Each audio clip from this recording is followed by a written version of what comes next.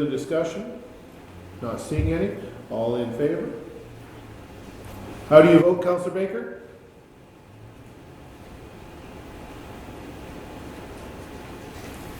Do we still have you, Councillor Baker? Are you there, Ken? You might have gone to mute. I'm sorry, No problem. I muted it. Oh, perfect. Here in favor, thank you. Yes, sir. Opposed? Carried. No problem, Councillor. We'll give you that moment to unmute, and we do appreciate that. Moving on to item number 3, the approval of the previous meeting minutes. I'll look for direction from Council.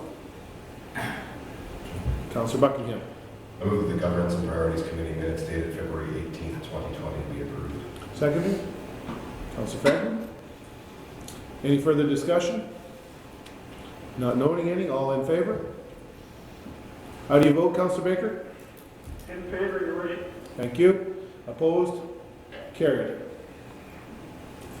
Moving on to item number 4, administration reports. Look to the city manager. Good afternoon, Your Worship and Council. To present 4.1 home-based business minor, home office, I'll ask Natasha Patel to come forward to present.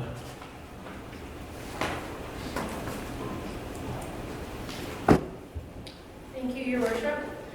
I'm here to provide the committee with information pertaining to an application for development received for a home-based business minor, an office in the home located at number 13, 2715 73rd Avenue in Lakeshore Estates, Alberta. Since this location is DC1, Direct Control 1, all uses are at the discretion of council. In accordance with Land Use Bylaw 5/2016, referrals letters were distributed to properties within a 30-meter radius, and no comments were received back, as well as we published the development in the Meridian Source on February 13, 2020. Condo board approval has been received for this application, and they brought forward some conditions. Currently, administration is working through those conditions, and we'll bring them forward when we bring a formal recommendation to council. Thank you. Any questions or comments? Councillor Baker, do you have any comments or questions? No, Your Honor, thank you. Thanks, Councillor. So Natasha, as you indicated, it has gone out for public and there was no comments, and the neighbors were consulted within the required, so that's terrific. All right, if there's no questions, thank you very much. City Manager, I'll let you back to it to 4.2. Thank you, Your Worship. For 4.2, Martin Brown Area Redevelopment Plan, I'll ask Dan Hobson to come forward to present.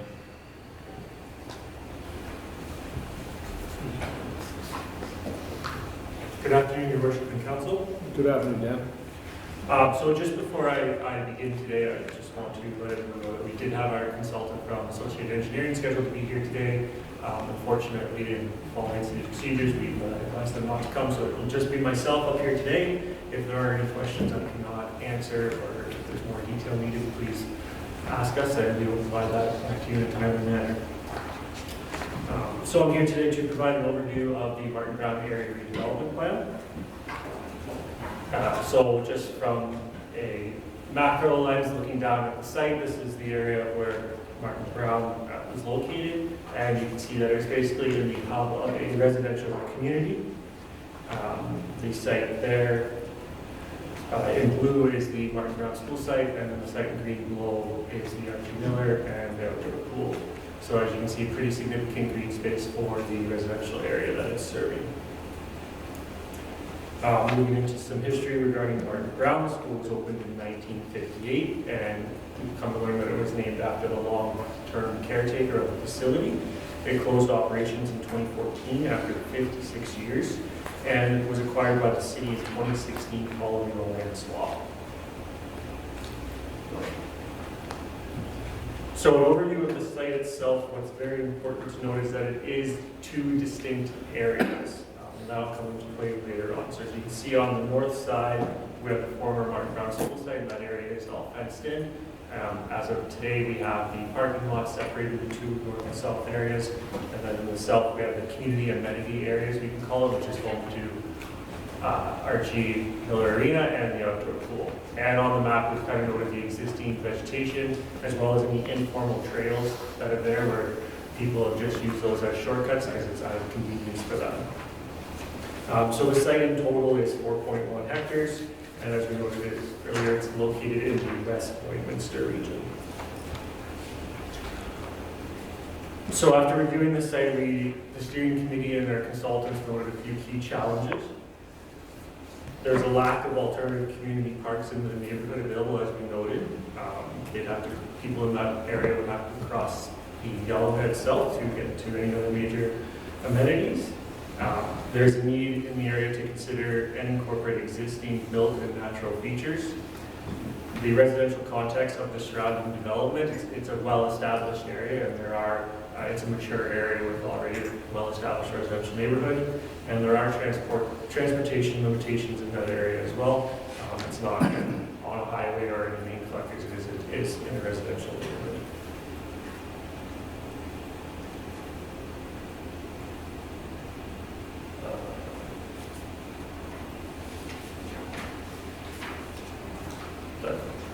Okay, just missing a slide here, but I'll speak to it. It was just some of the objectives of the plan moving forward, and these were developed based on the municipal development plan and our initial community engagement. Just to find development which positively integrates and complements existing development in the neighborhood, as well as enhance the community space, contributing to a high quality of life, and help create a safe and vibrant community space. I do want to stress at this time, when we use the word development, it's not necessarily meaning any sort of commercial building or anything to that aspect. Simply upgrading the playground is a form of development, and that was an issue we identified early on with just some of the nomenclature around that. So moving forward, we jumped into public consultations pretty early on in the process. We had our stakeholder workshops, which were held September 10th, 11th, and 12th. Those we invited community residents within a certain proximity of the park to come. We had 73 registered participants come. And through those we had basically one-on-one workshops with residents and got an overview of what they wanted to see in that area. We even had them design the park as they saw fit and what kind of amenities they would like to see. September 10th to the 27th, we also held an online survey for the broader public in general. And additionally, in December 3rd, we had a Your Voice open house night and another online survey December 4th to the 16th, where we had 110 participants as well. So we gathered a lot of public feedback, and we appreciate the public for coming out and providing their feedback throughout the process. So what we heard: enhance the existing park space to include walking trails, expanding playground facilities, upgraded outdoor rink, basketball courts, and baseball diamonds. Improve the parking and access for the on-site activities. Provide indoor gathering areas such as a gym, library, community hall, or play area. Redevelop space to create neighborhood-scale park, which is safe and accessible. Where new residential development is considered, it should be comparable in type and scale to the existing neighborhood. And preserve and integrate existing vegetation.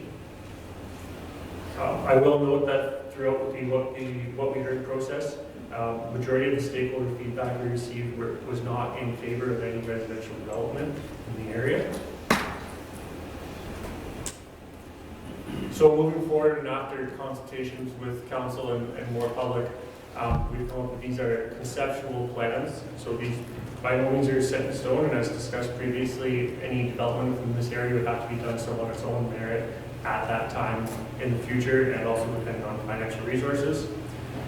So basically in the short term, we're looking at, again, enhancing the safety measures in the area, creating some sidewalks along the west side of the park, as well as the crosswalk bump outs, and we'd be looking at upgrading the playground in the southwest corner.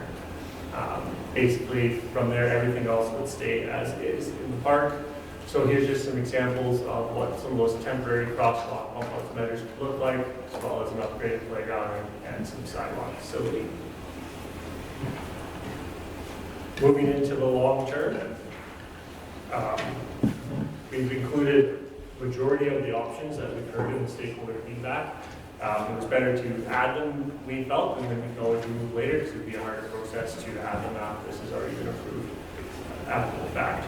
So in addition to the playground and the sidewalks, we'd be looking at increasing the trail network. We'd be adding a kind of community hub center, putting a permanent basketball court with capability to become a rink.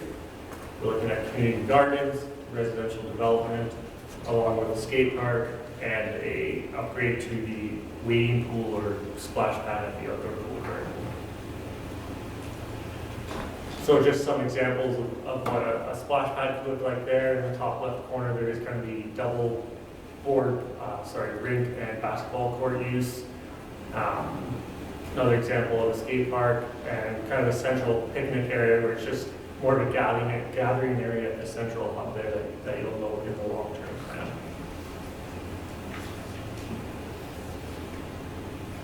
So moving forward, our next steps from a land division standpoint, pending any comments or changes from the committee today, land division would be making a formal application to the Planning and Development Department regarding this area redevelopment plan.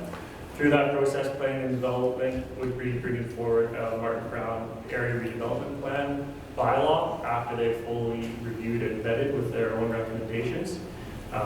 The plan does also call for a 5-year review, including kind of public engagement and check-ins on where everything is sitting, from development as well as the economy and finances in the area and in the city.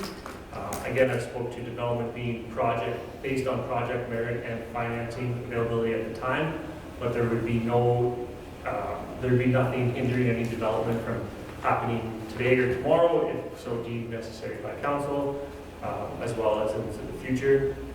And just a quick note that any residential development in the area would require rezoning. So at this point, I would open the floor up to if there are any further questions or points of clarification needed. Thank you, Dan. Questions or comments? So Dan, in the long-term picture you showed, presented, the Archie Miller doesn't exist currently in that proposal. And there's a whole bunch of pieces that go to the Archie Miller because we don't know what that long-term is today. But as it potentially sits right now, if the arena was to not exist, this is what the conceptual plan could look like. That's correct. And there's no saying that there won't be an arena there either. This is just simply one of many choices that could be presented going forward. Absolutely. Councillor Carson? Thank you, Your Worship. Just to make sure I'm clear, in the top northwest or northeast corner there, that yellow spot. So right now we're saying there may be a different use for it in the future, but that's one where we're going to leave it as a field or more or less for now, just for open use, open play, and there may be considerations for something else in the future. Yes, that's correct, Councillor. If there were to be residential development in this neighborhood and interest in developing out some lots, would determine which process that location would be the best location. Okay. But for, I guess for the short term, there will be no movement happening or development of that area. It will largely stay as it is today. Okay, thank you. Yeah, I just wanted to say overall, when you went through the entire package of notes, I just commend the consultants and our staff for really listening to the feedback they got from people who live in that neighborhood, and I know quite a few people who live in that neighborhood who took a lot of interest in this project. And I know they were really happy with the process, was the feedback I got, that they felt as though someone was actually interested in what they wanted to go on in that area, and that they could have something where they can continue to live in that neighborhood for another 20 years and still have something that could be of use for their whole family. So I think you guys did a great job. Councillor Buckingham?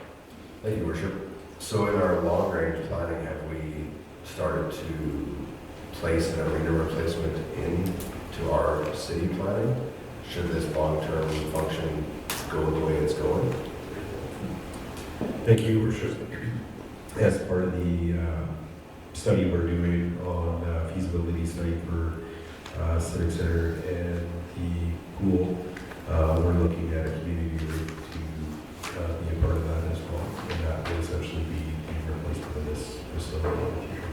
Because what was the initial thought on, or price tag on the Archie as a facility? The facade, the shell is all cool. It's just the ice plant is it's within a 10-year window of having to be replaced. There was a lifespan, I'd have to go back to my notes, but I think there was a lifespan of About 5 years. That's on the And- plant itself. Well, on the entire building, because with the plant comes other things, it still has a sand floor, has other issues that need to be remediated. Again, don't take the number verbatim, because I don't know it off the top of my head, but my understanding is there was significant capital investment in the upper of $6+ million in order to sustain that building in the long term. That didn't take into consideration how much work would be required on the structure of that building. That was primarily plant, concrete, moving utilities, some configurations that need to be done in order to accommodate that. So that's in the short term. I'd have to go back over the report and look at what the long-term building implications were. Yeah, I'd be lying if I didn't say it concerns me a little bit, because for some of the reasons that Dan had brought up about people having access to things in a certain area. You know, I personally like the idea of having that rink there for that reason, because it's close for certain people there. And, you know, to me, speaks to the whole complex of outdoor living and swimming pool and everything else. But I understand the financial impacts of all of that, but we never really got brought up too much during the whole process what people wanted with the Archie did it specifically. Not specifically by any means. It did kind of come out throughout that the Uruguay stand, I believe, was when the city owners were, I guess, brought it to the public's attention that the lifespan on that arena was 5 to 10 years. Obviously, I think similar to Martin Brown, there's a lot of nostalgia associated with that building, so of course it'd be disappointing across the public from doing that. And I believe Director Stang's team has done quite a few analysis on the building, and as I said, the sand floor and things like that got into quite a pretty large capital investment to keep it there. Thank you. Councilor Thorson. Thank you, Your Worship. Yeah, I remember last time this came to us that actually did come up as some part of the discussion, even at the council meeting, as far as when we first got a look at this. And I know I was one of the people who said, "Oh, we got to hold on to the Archie. We need those additional ice surfaces." But really looking back at it, throwing $6 million at a $400,000 shell seems like kind of a crazy investment. That's probably not the complete accurate price of how much that shell of that barn is, but it's basically that premise. So, and how long would that really get you before, you know, that shell has a limited lifespan, and it gets reviewed on a regular basis to ensure that it's safe for use still, but they're not meant to last forever. Yeah, Your Worship, those conversations had occurred through the building committee reports that we were putting forward, and the Archie was part of that. That kind of integrated into what Land Division was doing from the area structure plan. We had indicated that the Archie had limited lifespan, which is what they took into consideration through the process of developing this area structure plan. Thank you. Any other questions around the table? Councilor Baker, do you have any questions or comments? Thank you, Your Worship. Just one in particular, I want to thank Councilor Thorson for his clear thinking and certainly his clear speech into the microphone. It makes it very easy to follow. So thank you, Jonathan, for that. The one thing I had was really one. I mean, you can place that stuff wherever it works, and believe that's the professional. But I have some thought that we should consider a site for an arena for kids for the long term. And whether we eliminate a few houses in the northeast corner and put a new rink there and do something where the old Archie's going to go 10 years from now, that may be a choice. But come up in my mind, it's important that we leave a spot for an arena for a long-term redevelopment for the purpose of serving the whole northwest and north region. That's all I have. had to comment on today, Your Worship. Thank you. Thank you, Councillor, and I think that the point well taken. I think we're looking at a short term, and the long term, as Dan indicated, is wide open. I think that as the city evolves and development from various perspectives, and we don't know how long the Archie's going to last. We'll take it as long as we can have it, that's for sure, because we don't need to add to the list of capital projects today or tomorrow. But I think that it's something to keep in mind, so point well taken. Thank you very much. Last call for any other comments. Thank you, Dan. I appreciate all the efforts that you and the team have put together, as well as our consultant. You've gathered a lot of information. That's a very thick report. That's a lot of material looked at. And, it indicates that we did hear from a lot of people, and you've taken into account a lot of comments made by people. So thank you very much. Thank you.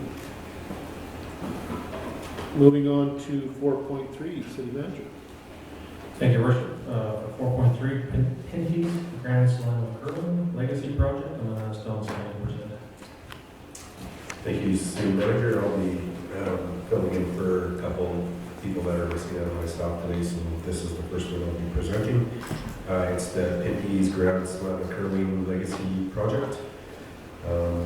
In 2018, an unrestricted operating special event reserve account was created for proceeds received from the Pinty's Grand Slam curling event, and was held until a legacy project was determined. Pinty's Grand Slam of Curling was hosted in Lloydminster from October 24th to 29th, 2017 at the Centennial Civic Center. A host committee consisting of members of the community as well as city administration was formed to oversee that event. There was unanimous support from the city volunteer community, with over 150 volunteers helping with the tremendous success of the event. And the City of Lloydminster Curling Club was an essential part of the Pinty's Grand Slam of Curling. The Lloydminster Curling Club is a not-for-profit club located in Lloydminster, Saskatchewan, with a long history within Lloydminster and the surrounding area. We offer a wide variety of curling leagues for curlers of all ages and skill levels. The curling stones that are used currently are original to the Lloydminster Golf and Curling Building, making them well over 40 years old. The cost of replacing these stones is estimated to be a cost of $102,000. The Pinty's Grand Slam of Curling financial report shows revenues for the event were $274,895.66. Expenses were $225,018.07, with an overall net profit of $49,877.59. Administration will be bringing forward a recommendation to future regular council meeting requesting council to allocate funds held in the operating special event reserve account of $49,877.59 to the Lloydminster Curling Club towards the new purchase of curling stones. Several options for council is that the community direct administration will bring forward a recommendation for the allocation of the operating grant or the grant funds of the special event reserve to regular council meeting for consideration, or the committee direct administration will bring forward further information to future governance and priority committee. Alignment with strategic plan is alignment with the following strategic area: attracting and hosting events, hosting major events, provide economic developments within the entire city. From a budget implication, in June 2018, a special event reserve account was created for the 2017 Pinty's Grand Slam of Curling event proceeds in the amount of $49,877.59 to be held until a legacy project was decided upon. Administration is recommending that proceeds be allocated to the Lloydminster Curling Club to use towards purchasing curling stones. So I'll pass it back to you, Your Worship, for any questions. Thank you, Executive Manager Stang. Any questions or comments from members of the committee? Councilor Great to see that event held in the city. I think it's just another tribute to all our volunteers and everybody that was involved. So it's nice to see the success of that, and there's a nice little tidy amount left at the end. So that's a job well done by all those involved. Councilor Monroe? Yeah, I would just echo that it's nice to see a project is going back to the curling because that's what brought the revenue in for our community. So the remainder of the $102,000 would be paid for by the curling club, I'm assuming then? That is my understanding. Councilor Thorson? Thank you, Your Worship.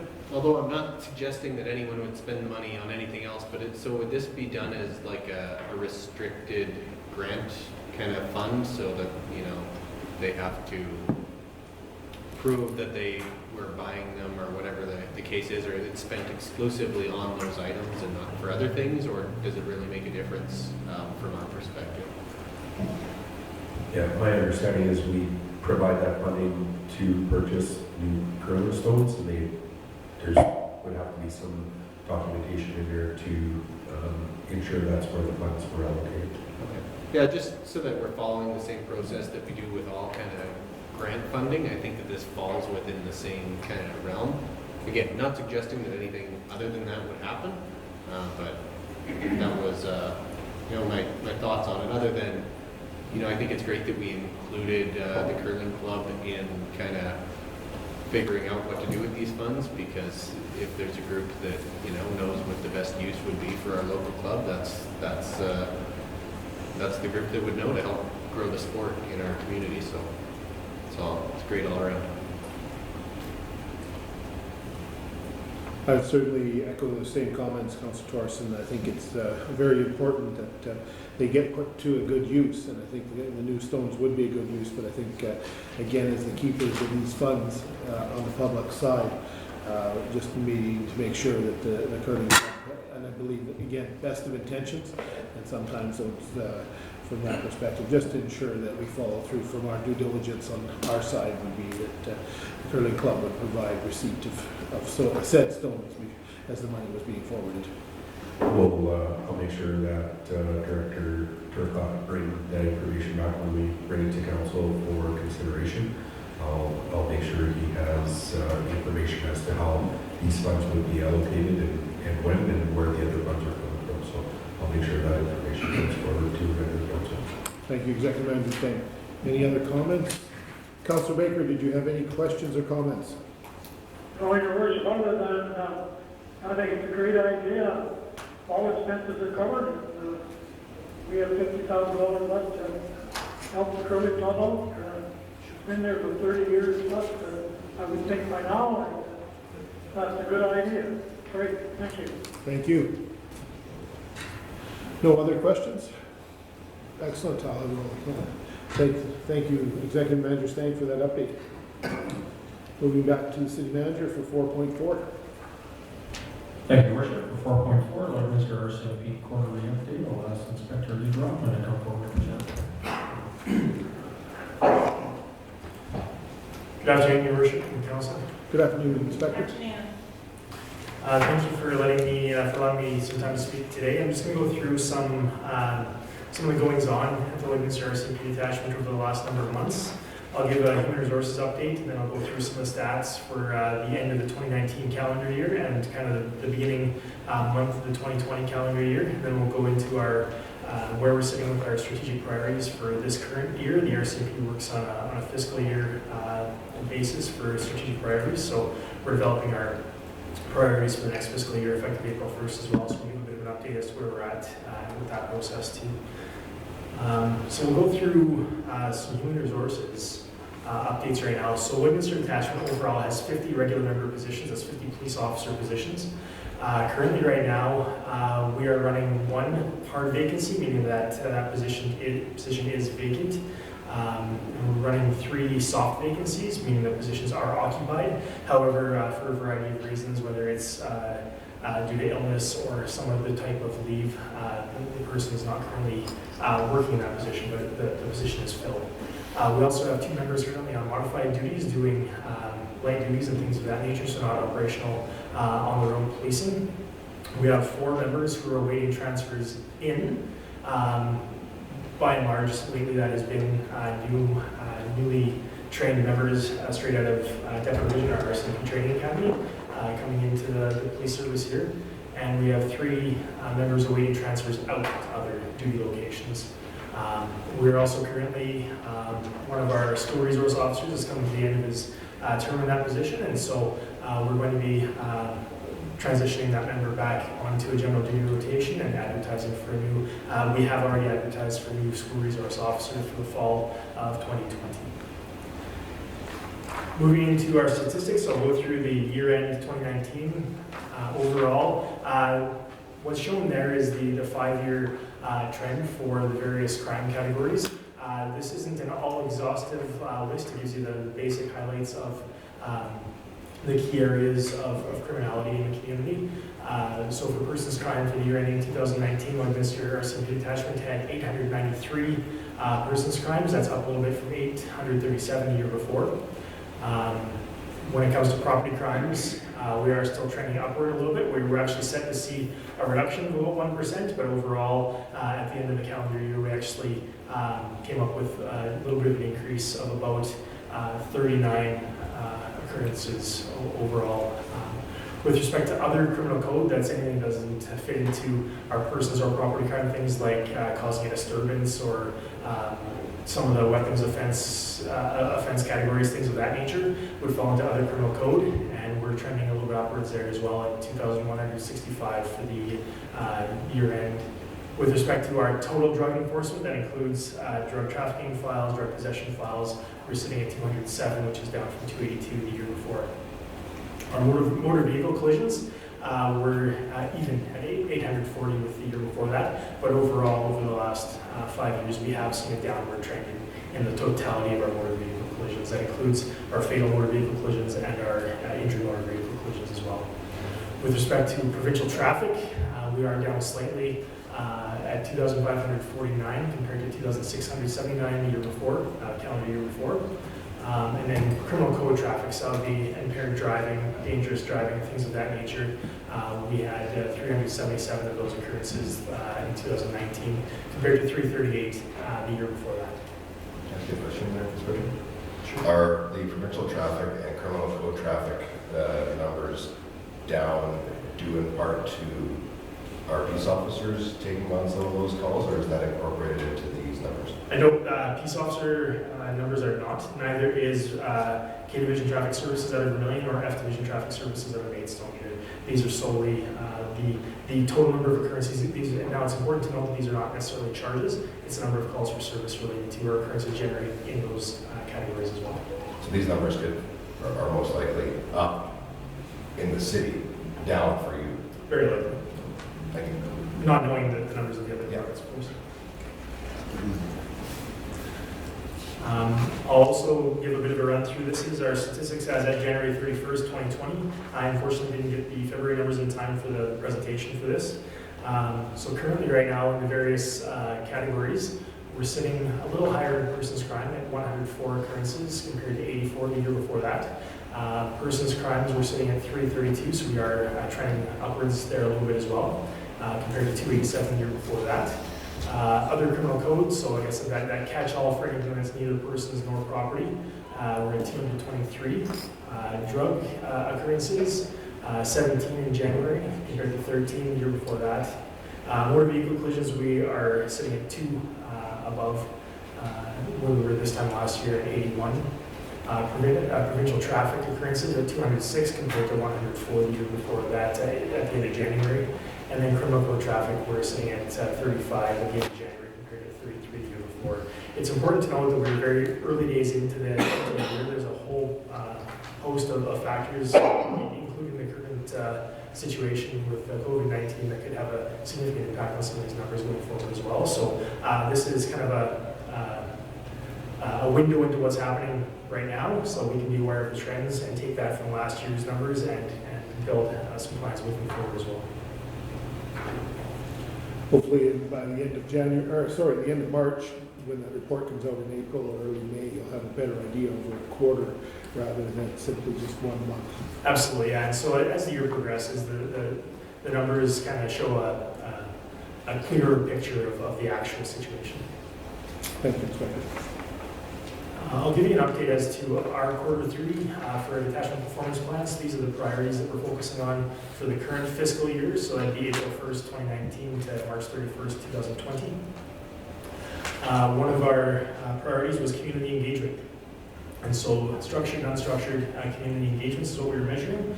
Our goal was to have 2 structured community engagements, and we did that in January. January 15th, we held our 2 town halls, met with cross-section of the public as well, and sought their thoughts, their input into policing needs in Lloydminster and what we're doing, what they're seeing us do well, what perhaps some opportunities for improvement are, and their thoughts on our priorities for our plan for the next fiscal year. And identification of stakeholder priorities, we did that in that session as well, and got a good idea of their thoughts on stakeholder, or on what the priorities are in the community. For our enhancing road safety priority, so our traffic safety objective, we're focusing this current fiscal year on the number of impaired driving. So identifying and enforcing impaired driving for those people that are out and doing that in the roadways, and also some public education around impaired driving as well, to try to reduce some of the issues and the danger associated with impaired driving on our city roadways. And we're kind of looking at an enforcement objective or target at about 80 charges for impaired driving, and progress to date, we have weighed 67. We've had 67 occurrences or weighed 67 charges related to impaired driving in the city. That's drug and alcohol impaired driving, and that includes impaired care control as well as actually having a vehicle in motion. Kind of our most robust priorities, our crime reduction strategy in this last fiscal year, or this current fiscal year, targeting property crime. Our goal is to reduce property crime by 10% from 2018 totals. It was kind of a lofty goal regarding possession of stolen property, theft, and mischief. Unfortunately, we have exceeded that hoped reduction of 2232. We were sitting at 2367 as of the end of quarter 3, and that is slightly down from our overall numbers the year before that, but we are very likely not going to be making that particular number as we saw the previous stats there. Focus on priority offenders. So that's the area with respect to the chronic offenders, the small number of offenders that are doing a disproportionate amount of the causing disproportionate amount of occurrences in the city. We have identified 4 chronic offenders that we have been working with various partner organizations on, as well as conducting some enforcement, so curfew checks, ensuring that they're abiding by their release conditions and holding them accountable for not doing that, if they're not doing that, as well as some wraparound engagement with our partner organizations as well. And our target of reducing theft of motor vehicles by 5%, we are actually on track to achieve that goal. Ending quarter 3, we're sitting at 243 occurrences, and our goal was a reduction to 398 from the year before's numbers. So in that particular area, we are actually seeing a downward trend for the number of vehicles stolen in the city, which is positive. So. Very positive.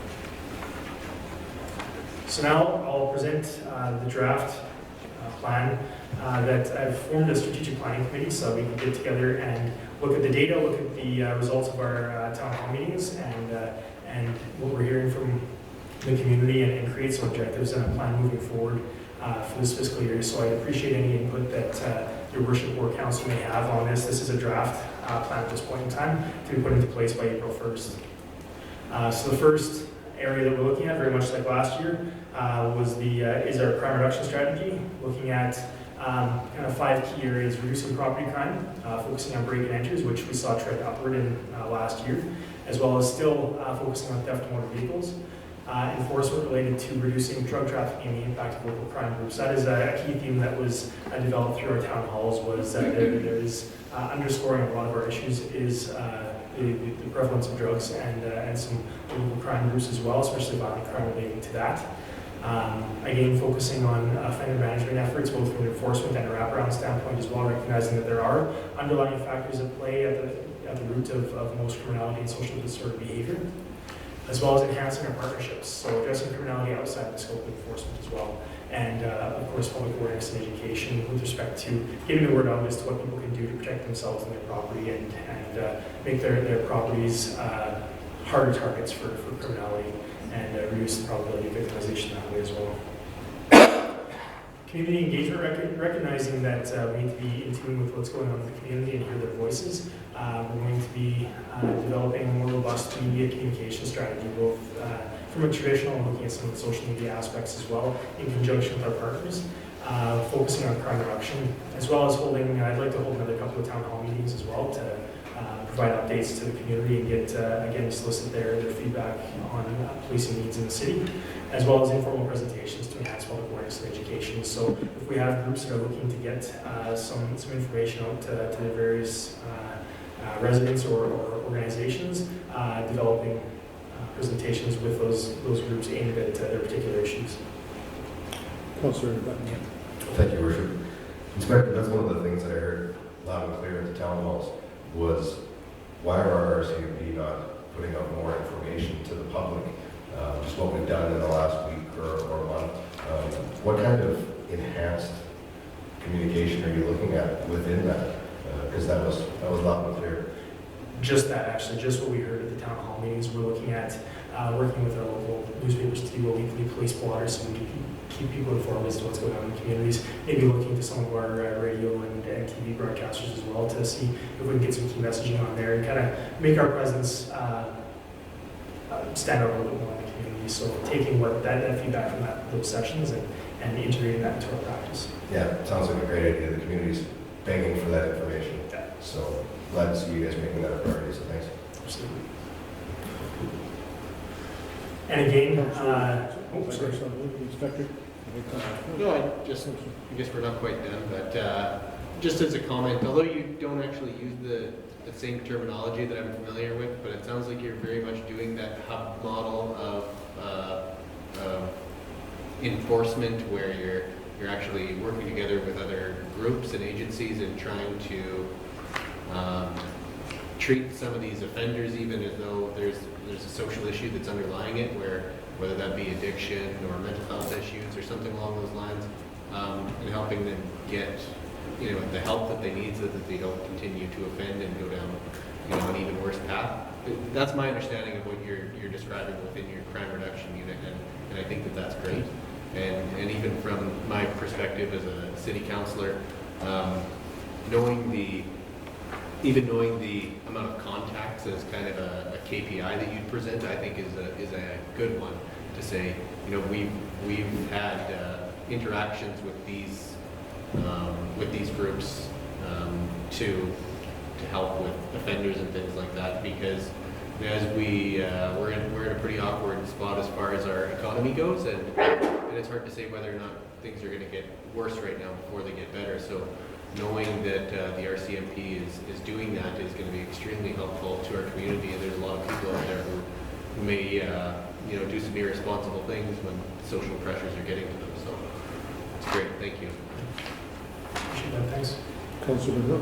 So I just want to say too that these community engagements that I was able to be present at, the one that you had and have that open house, gives really the opportunity to our community. You come here and you update us, but you're giving that same information to the public, and I think they're really thankful for that, because sometimes they don't necessarily feel like, oh, I can go and approach an RCMP officer and ask them what's happening in our community, right? So it's the opportunity to give actual facts versus what you're just hearing on social media.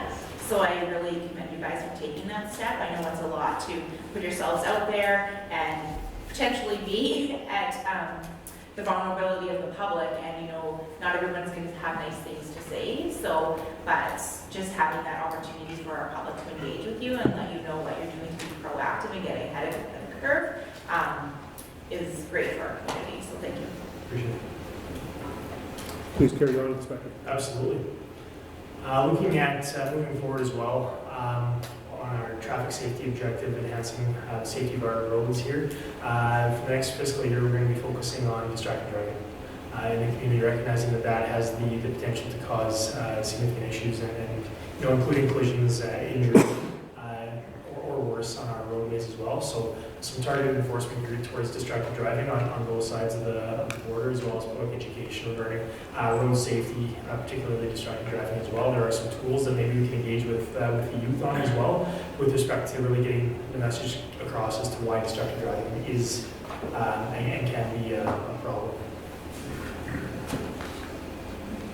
And then recognizing that a healthy police service is important to be able to serve the communities, focusing on supporting our employee health and wellness. And so we're looking at, given some, that we have the potential to have some critical incidents and other serious occurrences in our field of work, creating an informal employee wellness committee to look after our members and support staff as well, and identifying areas of weakness regarding employee engagement and wellness and devising steps to address those as well is going to be a priority moving forward to enhance the health and wellness of our members so that we can be at our best to serve the community here.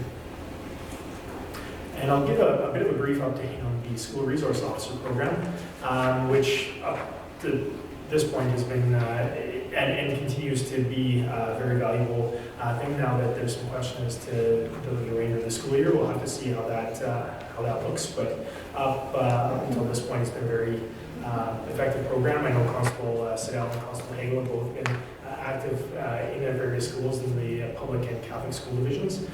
Constable Hagel's continued his Coffee with the Cop and meeting with students and hearing them out as well. Coffee with the Cop has been an extremely well attended and a success on that end as well. Constable Siddell was new to this role in September of 2019 and has really taken that role on and is active in the schools and public school division side as well. Anywhere from doing Halloween presentations to the younger grades to keep them safe, all the way up to putting together, she's actually put together a cannabis awareness kit for students, parents, and educators as well on now that edibles are legal on that, because not everybody knows a whole lot about edibles, right? And getting that messaging out there is that this isn't candy, this is what these things can do and how that may have an impact on people, and getting that across to parents and educators as well. So overall, both school resource officers have been taking files, meeting with students, presenting to classes, and I've heard nothing but good things from the various school divisions and schools on their efforts in that regard. Councilor Monroe? I guess in regards to the school resource officers, with the potential that they may not be hands-on in the schools, are you coming up with different innovative ways so that maybe they're not necessarily doing a YouTube channel, but maybe they're doing podcasts or something so that they still can reach, you have to be innovative with their counterparts to reach that same demographic of kids that are maybe at home now and aren't necessarily going to school, but still having that positive message being sent out. I know maybe it's very early in the planning stages of those next steps, but just to come up with something to still be engaging that same demographic without actually being face-to-face in a sort of social setting. Absolutely, it's about maintaining service delivery, but what that service delivery is going to look like may be, that may look different than what we're used to for this period of time at least, right? But how can we do that best? And we are in the planning stages of that right now. Perfect.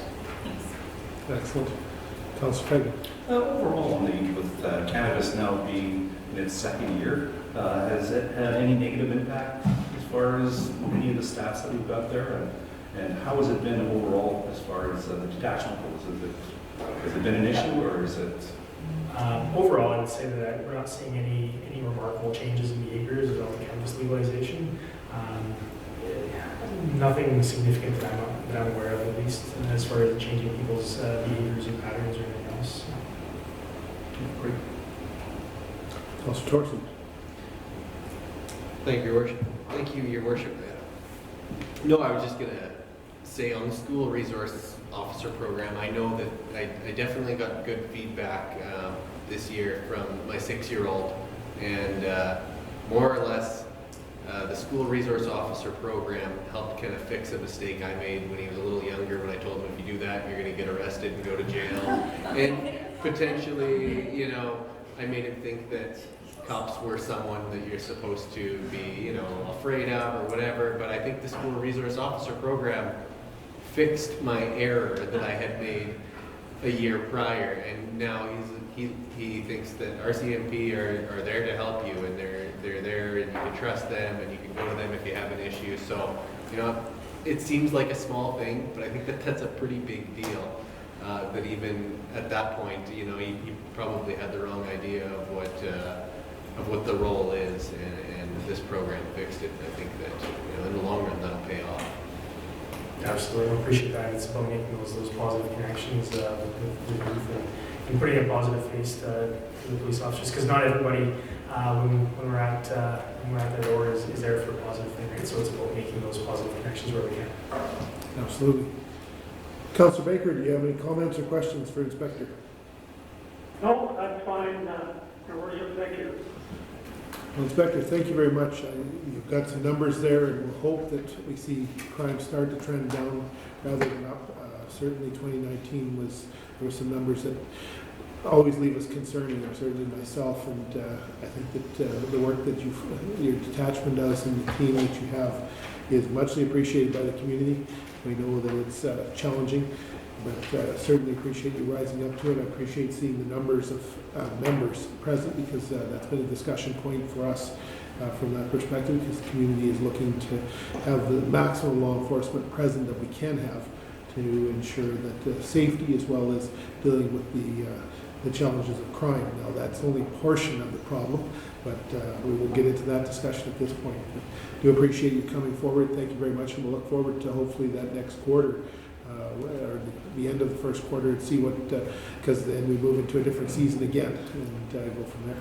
Absolutely. Thank you very much, Your Worship. Thank you very much, Inspector. Moving on to City Manager to 4.5. Thank you, Your Worship. For 4.5, Public Safety Annual Report, I'll ask City Clerk Doug Rockwell to present that. Thank you, Your Worship. Once again, as Councillor, Director Schwing said, I'm presenting on behalf of staff membership. If there's questions I can answer, certainly get back to you. It's my pleasure to present the Committee with the Public Safety Annual Report. The City of Lloydminster Public Safety Team is comprised of 4 different units: municipal enforcement, automated traffic enforcement, which is for the radar, 911 Lloydminster Operational Communications Center, and the RCMP Administrative Function, which performs all administrative functions for the RCMP contract. All these units complement the RCMP service provided to the residents of Lloydminster, with some units providing services to other aspects of public safety function, 911 bylaw, enforcement, and fire services. I'll just go through the public safety report with Council and go to some highlight areas. As I mentioned, there's 4 components to the public safety team: the Operational Communications Center, the municipal enforcement, the automated traffic enforcement, and the RCMP administration. With the Lloydminster Operations Communications Center, the LOCC, there is 2 dispatchers on 24-hour duties a day, and as Council can see, in 2019 they received 75,681 calls. Just as a fun fact, that's about a call every 7 minutes. So it's an extremely busy place. Throughout the year, a secondary 911 site was developed in the City Operations Building on 52nd Street that is capable of operating should the need arise to evacuate the primary site. And this meets the requirements of the 911 standards adopted by the province of Alberta in 2019. In municipal enforcement, there are 4 community peace officers, 3 CPO level 1s and 1 CPO level 2. The 1 CPO level 1 position was vacant from January to October, so the municipal enforcement team was reduced to 3 officers for most of the year. The level 1 officers have authority to conduct vehicle stops and have red and blue lights mounted on the vehicles. The level 2 officers utilizes amber lights and conducts only non-moving traffic enforcement. As you can see, the total enforcement incidents in 2019 were 1,902. That's down from the previous year, but as indicated, they were down 1 body as well. Their primary function would be the animal control, which is 20% of all the complaints, or 388 files. The largest portion of the animal control files are related to dogs and cats at large, which comprise nearly 58% of the total. Of note is the number of animal neglect files, 42 or 11% of that total, and dog bites are 8% or 2% of that total. bylaw team also deals with unsightly premises. Complaints range from minor issues to untidy properties or to overgrown vegetation. The larger, more complicated files are enforced using provisions of the Lloydminster Charter. Costs associated with those cleanups are transferred to the tax rolls if not paid when invoiced. It's noted that cooperation from owners is high, and in most cases, properties are cleaned up within the time given. Of the 373 complaints related to property, 104 for unsightly premises, while another 74 failing to keep vegetation trimmed properly. Traffic enforcement. You'll note 947 charges being laid. This does not take into account the number of contacts, which was a total, if you add into the RCMP, and it's a little bit of apples and oranges because the RCMP include all their contacts rather than charges, was 3,596, which would be significantly up if you look at their statistics from the previous years. So the peace officers are complementing that traffic enforcement from the RCMP.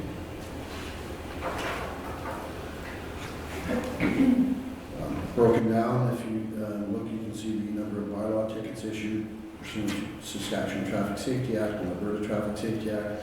Being a border city, of course, we have 2 traffic safety acts to deal with, the same as the RCMP. So there does add that level of complexity. Our vehicles are equipped with the WatchGuard in-camera car system, and our officers wear the in-camera body camera. These have proven invaluable in dealing with the public and ensuring court time is cut down. As council can see from the attached photos to the file, you'll see a truck approaching the light, truck running the light, and at first the truck indicated that he was not going to pay the ticket because he felt he entered as the light changed. Once he had the opportunity to review the video, he changed his mind and decided that it was best to move on and plead guilty. Once again, the 2 systems complement our officers, and public complaints against officers. In 2019, there were no formal complaints made regarding the conduct of its community peace officers, who are regulated by the Alberta Peace Officer Act. Grant funding applications, we did apply to the Alberta Traffic Safety Fund, providing approximately $17,000, which purchased 2 sets of rectangular rapid flashing beacons, which were placed at Winston Churchill School and Father Gorman School, which was a great purchase to assist drivers in awareness in these school zones. The second one was from SGI Speed Enforcement Program, which consisted of the acquisition of a handheld laser unit for speed enforcement and flashing speed signs for Highway 17 at the north end and the south end of the city entrances. The grant also allowed for the purchase of 2 units to monitor traffic speed, directionally and covertly, while no vehicle information obtained from those devices. Information highlights the days and weeks and times of traffic offenses occurring within those areas.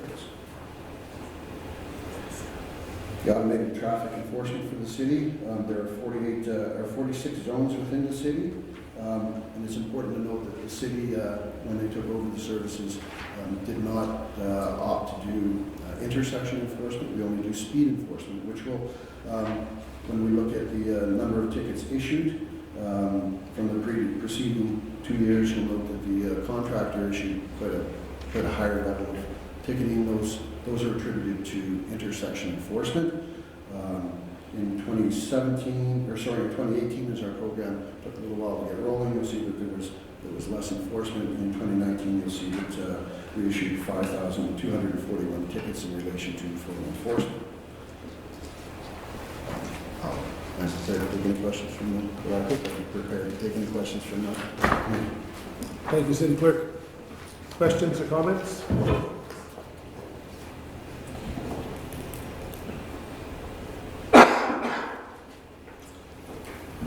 Councilor Thorson. You may have mentioned this, but did our Constable Scarecrow come back? We have several constable scarecrows. I believe the one you're questioning is still AWOL. Okay. Gotcha. All right. Speaking of Constable Scarecrow, I did, if I read correctly, City Clerk, they will be reappearing in the springtime again, coming out in full force. Absolutely, Constable Scarecrow is being re-employed. Terrific. Any other questions or comments? Councilor Baker, do you have any questions or comments?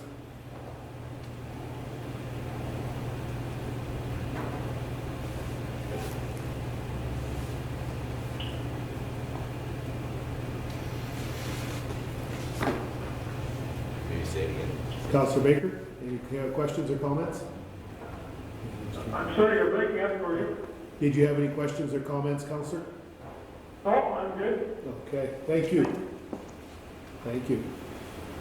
Well, thanks, City Clerk, for that report. I think that it's always informative because, as you indicated, I think that people often wonder what our bylaw officers do throughout the day, and they do carry a broad requirement of duties, from animal control to from the public safety to municipal enforcement, as well as all the other items. So muchly appreciated for that report. And again, they serve right side by side in many cases with the RCMP, and I think it's important to send a message of thank you to them as well for their public service, because they are in the front lines, as it's referred to, just like our fire service. That we expect them to be there, but don't always give them the credit for that. So if you pass that on, City Clerk. Absolutely, Your Worship, and I will advise the committee that it is the plan to bring quarterly updates for the public safety team so that the council is better informed on their activities. Terrific, thank you very much. Moving on to agenda item 4.6, City Manager. And then back to the City Clerk. Thank you, Your Worship.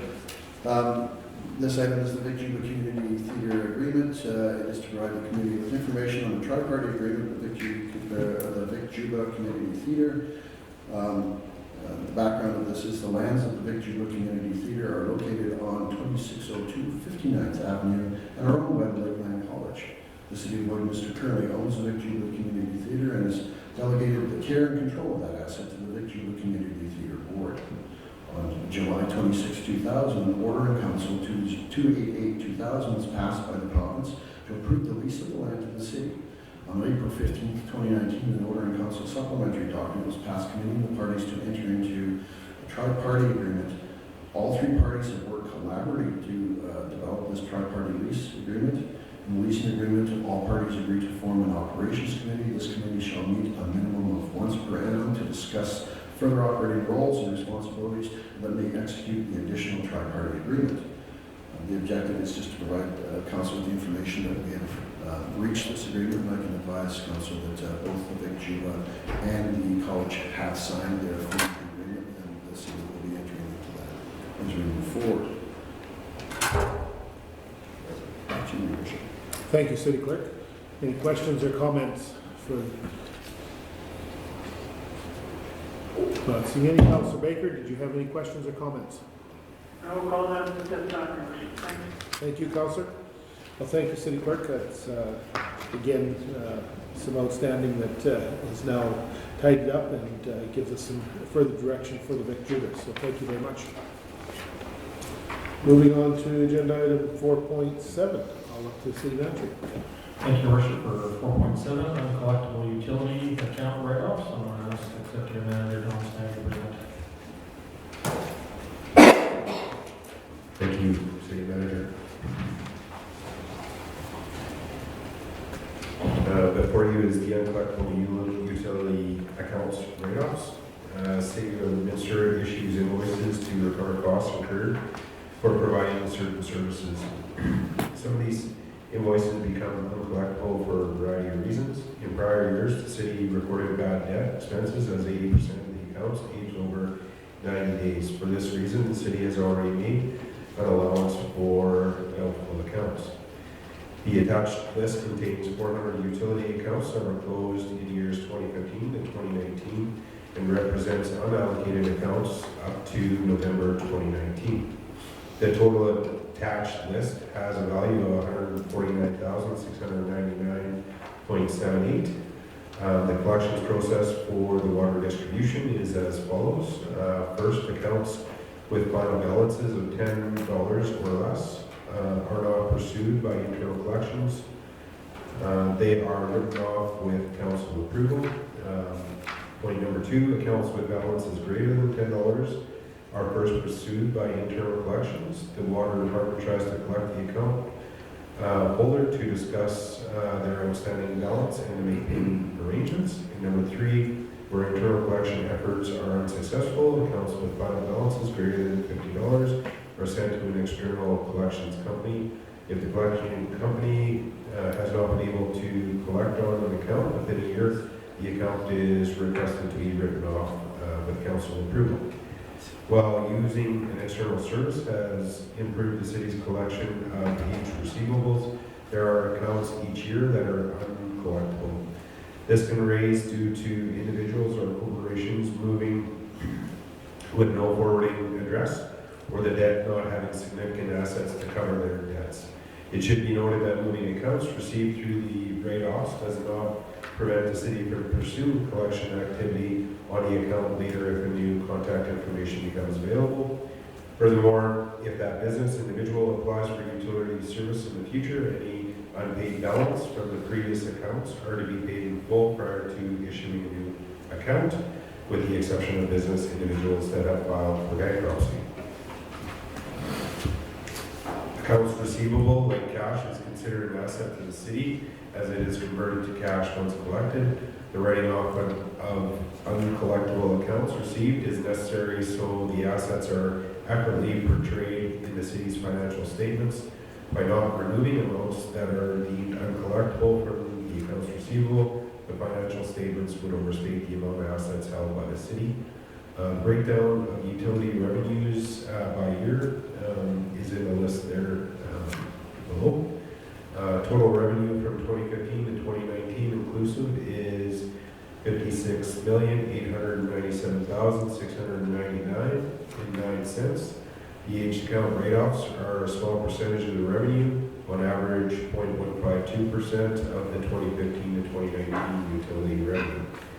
Administration will be bringing forward a recommendation to a future council meeting requesting authorization to write off uncollectible utility accounts totaling $149,699.78, that these amounts be written off as part of the 2019 fiscal year end.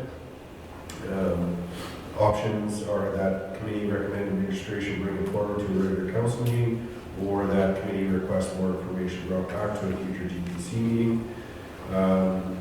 Budget implications: the city has made allowance for doubtful accounts for prior years. I believe there was funding in both budgets for that. I'll pass it back to you, Your Worship, if there's any questions. Thank you, Executive Manager Stain. Councilor Buckingham. Thank you, Worship. Just two questions. 2015 to 2019, why so long since we've dealt with this? Yeah, great question. I don't fully know if I understand the rationale 100%, but I'll try to. Denise, if I step out of line, please correct me. My understanding is over the years, the finance department was writing off uncollectible debt as part of our financial year-end allocations and through the audit process. What wasn't happening was the actual clearing of the accounts, so they were staying on the books as an asset. So those two things probably needed to happen at the same time. Administration went through significant different changes, whether it be employees looking after those specific functions or the people responsible for allocating those funds. So it's been a lot of different things that have contributed to where we are today. What we had talked about as a current administration is bringing forward all the applications to get us up to November of 2019, knowing there will be some more coming forward at the end of 2020, although that amount would be significantly smaller in the 2,000 to 5,000 range versus what we're trying to deal with here. So this is mostly a cleanup of past practices, ensuring that our books are accurate from an asset perspective, and going forward they will be dealt with more appropriately. So it'll be something we're probably going to see on a yearly basis going forward from this point once we get this cleaned up. I think you'll still see stuff on a yearly basis. I think the amount will be significantly less. The amount on a yearly basis might be, 1,000 to 5,000 versus what we're asking for here to clear off past assets. The only other question I have, which you may not be able to answer, we go from 11,948 as the biggest single write-off in one. The next closest is in that $2,600 range, so it's a significant difference. How does something get up to 12 grand? I can walk you through the history of that account without giving actual details of who the account is, so bear with me. So the account was established sometime prior to 2009. In mid-2013, a site inspection occurred. Found out the meter was programmed differently than the factory sticker stated. Back charge $20,443.81. Prior to error being found, bills were under about $2,000 bi-monthly. After billing error was fixed, a range of $3,500 to $5,900 was in place. I guess I should mention right off the top, this is a very large water user company, so again, without divulging what company it is, I'll just leave it at that. Prior to the billing error being corrected, account was in good standing with regular on-time payments being made. After adjustment was made, the account owed $28,979.73. The owner made payment arrangements with the finance to pay the current bill and $2,000 monthly to overdue amount. In June of 2015, the owner tried to get a loan to pay the balance. They were denied, not keeping payment arrangements. September of 2015, water was shut off to the CC for non-payment. The CRA froze owner's accounts. Finance agreed to resume service if current bi-weekly bill was paid. Protocol is to have account paid in full to resume service once disconnected. This was not followed. In November of 2015, the owner claimed they were approved for AFSC loan. Payment arrangements were not being kept. December of 2015, owners stated they were trying to sell the business, not keeping payment arrangements. February 2016, the owner claimed they were close to bankruptcy and were seeking to speak to a lawyer. Were advised to speak to all creditors to try and have payments lowered. Finance agreed to lower the arrear payments to $1,000 monthly. In March of 2016, CRA froze business accounts again to make payment through owner's personal line of credit. Also had potential fire. April of 2017, account closed due to business being sold. In January 2019, account sent to external collections. Our external collectors advised they will continue to try and pursue recovery, but it is likely that they would not be able to collect. The business was not sold with debts attached. So we've been trying to collect through an external collections agency, and from our understanding, the company that sold is no longer in existence, and it is extremely difficult for us to collect from that said company. So we tried desperately hard to do what we could to help this particular customer out, and this is where we ended up. Without knowing the exact details of what the water service department went through based on the information I provided, I agree with that statement. Thank you. Councilor Torson. Thank you, Your Worship. Just throw my accountant hat on. So as soon as you said that CRA was freezing their accounts on a regular basis, that likely means that they owed a significant amount of tax one way or another. And when you're on that path and you're headed towards bankruptcy, I would think that utility accounts in terms of collecting on bankruptcy would be lower on the list of priorities, especially compared to the CRA, which generally gets paid first. So this entire story to me makes sense as one that you will never collect those funds, and sometimes it costs you less just to walk away than it does to carry it. More as a general principle, just to understand exactly what we're doing. So were these written off in another year as an allowance for doubtful accounts, and we're just moving them off the balance sheet now?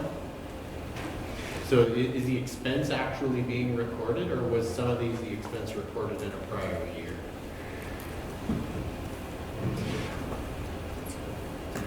Thank you for your question, Councillor.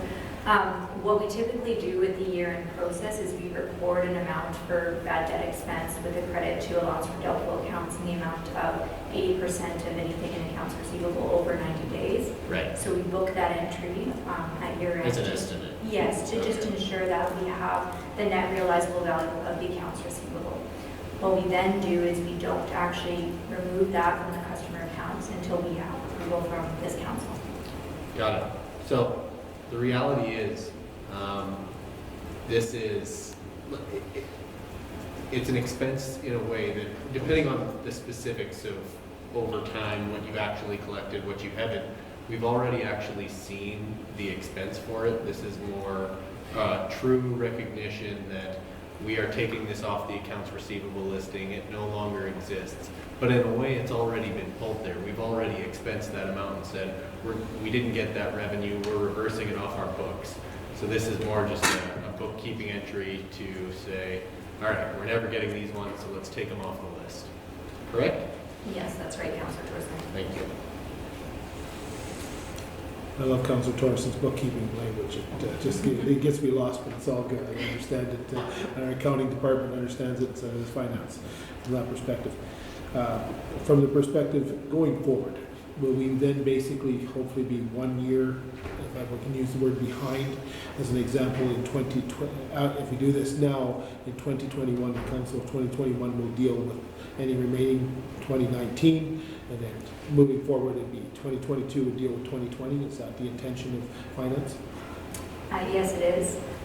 We work very closely with the Water Department to ensure that the accounts that are deemed uncollectible are going through this process to go through collections, and we will resume every single year at year-end to include an entry that estimates our amounts for doubtful accounts, and then proceed after the close of that year-end to actually write off what we can from those accounts. And that's terrific, because I think that in the financial world, not that I have a great deal of experience, basically after those 90 days are up, it's pretty much bad debt, and the bank doesn't consider it worthy in the business world. So we can't be treated any differently from that perspective, really. If it comes back, it's terrific. If it doesn't, as we're dealing with right now, being asked to consider writing it off in the future. So thank you for that explanation. Councillor Torsten.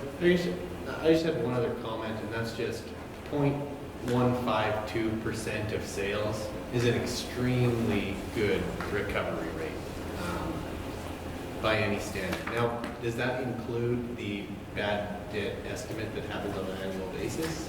That's a great question. To clarify, the $149,000 that we're writing off today, or that we're asking for permission to write off, includes $121,000 at December year-end, so at December 31st, 2019, $121,000 was already recorded, and through our review, we added an additional amount, so now our bad debt is the true $149,000. Oh, okay. Yes. So it includes that for the current year, that estimate? Yes. Gotcha. Okay. The other thing just to mention, and Al, please, again, correct me if I'm wrong, we had budget in the 2020 budget as well as the 2019 budget. When we come back to budget reallocation, we can significantly reduce. I think in our 2020 budget, we had $100,000 in there for bad debt. So if this gets passed through council, we'll be able to shorten it up to what our actual projections are for 2020, which should be in that 2,000 to 5,000 range. So just as an FYI, did I get that right? Yeah. She's looking at me like I failed that one.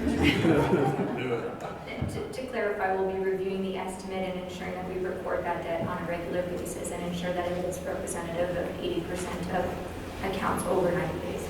Okay. One other question is, I was under the impression that we could add utility bills onto a tax roll within our bylaws. Is that correct? So, because when you do that, if you add it to the tax roll, then ultimately when a property sells or if an individual goes bankrupt and the bank takes ownership of it, you would still get paid for that eventually. Am I correct? That's correct. There are rules around that. I wasn't here at that time, sounds like 2015. I know that they do now. If it's in the property, if the taxes are in the utility owned, it has to be the same name. They have to match up in order to transfer to the title. And then it falls as a tax recovery process. Now, what happened with this particular case, whether the property was under a commercial name and the taxes were under a different name, there may be reasons why it couldn't be transferred to taxes. Okay. Yeah, it was, in my understanding, it was a member company that the utility account was in, and I don't think they actually own the building, or so. But I'd have to verify that too. Okay. City Clerk, any comment? No, it was good. All right. Any other questions around the table? Councillor Baker, did you have any questions or comments? Well, just a comment, Your Worship, with me. I'm going to watch your account. There's a few pretty good sizes there. And that is questioned in the past. Do we record that so when someone comes in to apply for a water meter, we do a quick background check to see if they're the culprit to left their bill behind? We used to have that process in place at one time. I just wondered if we're still doing that. Thank you for your question. It's the Executive Manager Stang would like to take it and respond. Great question, and it was the exact question I had for my staff when I was reviewing this, and yes, we do. We do track who had outstanding bills in the past, and if there's a application in the same name, we do what we can to ensure that bill's paid prior to giving them a new account. Does that answer your question, Councillor? Yeah, the little $10, $20 ones, sometimes that might be the final billing, but those bigger ones, I think that if someone comes back to town and wants to start all over again, they should be aware that they walked out of town without paying the bill. Absolutely. And it may not be bankruptcy either. You know, who knows what the reason. It may be rented property they have. But if they're responsible for it, if nothing else, we need an explanation. Rather than just say goodbye to the dollars. That's all I have to say. Your Worship. Thanks. Thank you, Councillor. Point well taken. I think there was, as Councillor Buckingham alluded to, one $11,000 plus one. My math says there was 3 over $2,000 and 8 over $1,000, and the remainder were all less than $1,000. And when you add it up, it's still a chunk of money. But as Councillor Torreson said, in the big picture, thank goodness our team does a terrific job. But still, we don't like to see anybody leave us hanging, and that has happened for $150,000. But it is what it is, as we know. It's part of the business of the world of doing business today. Any other comments?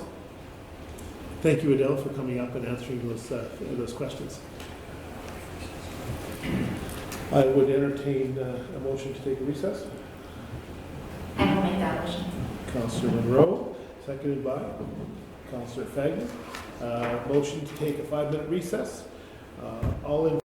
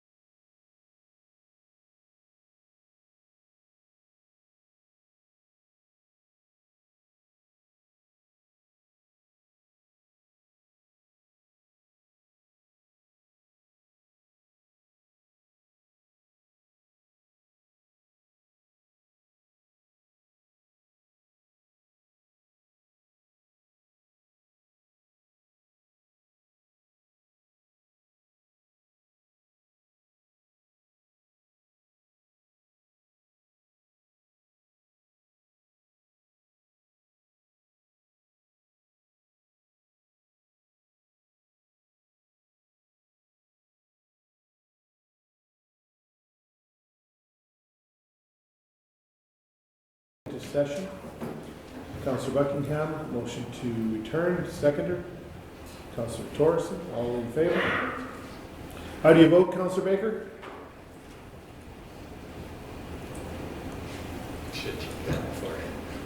Mute. Anybody have something? Are you there, Ken?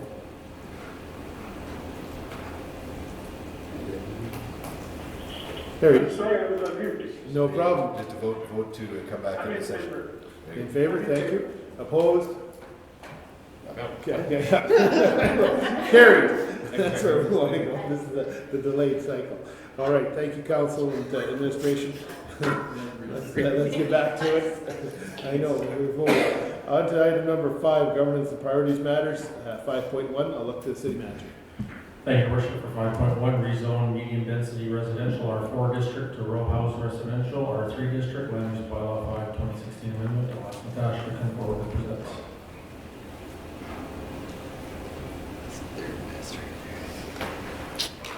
Thank you, Your Worship.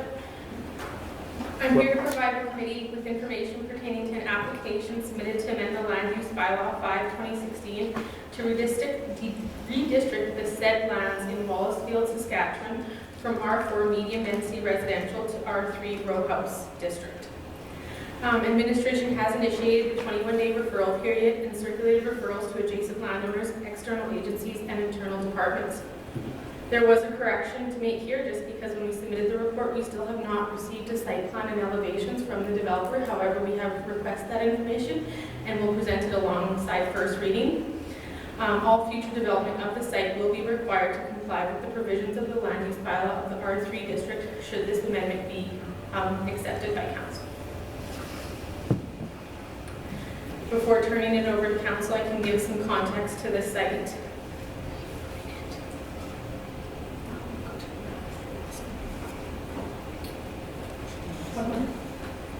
So currently the site sits across, it's kind of bounded by R4 on the north and R3 on the south. So the transition to R3 of this parcel in red on the map in front of you, and the Canadian administration continues to ease the transition in land uses within the area. Any questions? Natasha, I have one. You had indicated that the 21-day referral period has been initiated. Where are we at in that 21 days? We're about midway through it. To date, we haven't had any comments received. And you will report that back to council if it comes forward at that time? Correct. Okay. Any other questions, comments from from council for administration? And looking at a colored photo, there is already R4 directly behind it constructed, as you've outlined in this area. I think it's the next actual air photo presented. Nope. Okay, there we go. There's existing R4 right behind it currently. Yes, and there is R3 actually constructed already to the south of it as well. Okay. Okay. Okay. Any other questions, comments, council? Councilor Baker, any questions or comments?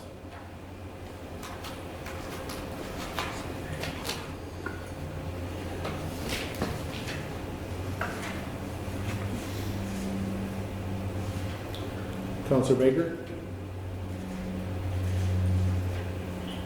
Sorry, Your Worship. Did you have any other No, comments? I have no comments. Okay, thank you very much. Last call, any comments? Thank you very much, Natasha. Thank you. Moving on to 5.2, City Manager. Thank you, Your Worship. For 5.2, draft policy number 120-05, procurement and purchasing policy. I'll ask the city clerk to present. Thank you, Your Worship. Once again, I'm presenting on behalf of staff member, and if I cannot answer a question, we'll get that response to council as quickly as possible. The subject I'm presenting today is policy number 120-05, the procurement and purchasing policy. And the topic is to provide the committee with the draft policy number 12005, procurement and purchasing policy, which repeals policy number 13401, procurement and purchasing policy. The existing policy number 13401 requires an update and further clarification of certain sections. Administration has identified the need to change the form of policy and law for progressive procurement methods and strategies for the city. I will quickly go through the document attached and the summary of changes that we require of the council. This document contains a summary of changes made to the policy and does not show the format and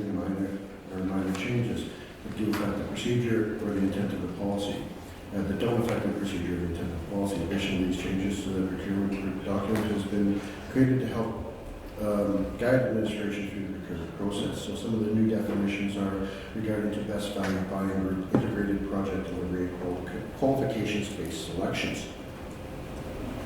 All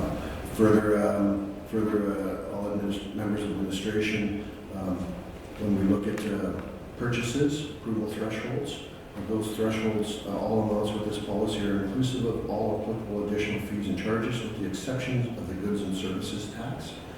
Procurement acquisitions, it's recommended that 35% of the final price of all purchases. Previously it was 45 for services and 60 for equipment.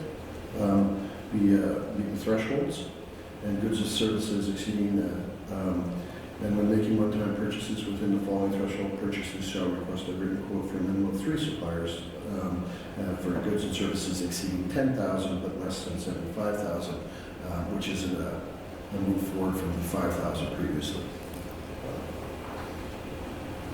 Contingencies and change orders of up to 15% may be issued provided that the cumulative value of the change order plus the contract value do not exceed the original council approval budget. So once again, the clarity is that there can be a 15% change order, however, it cannot exceed the council budget.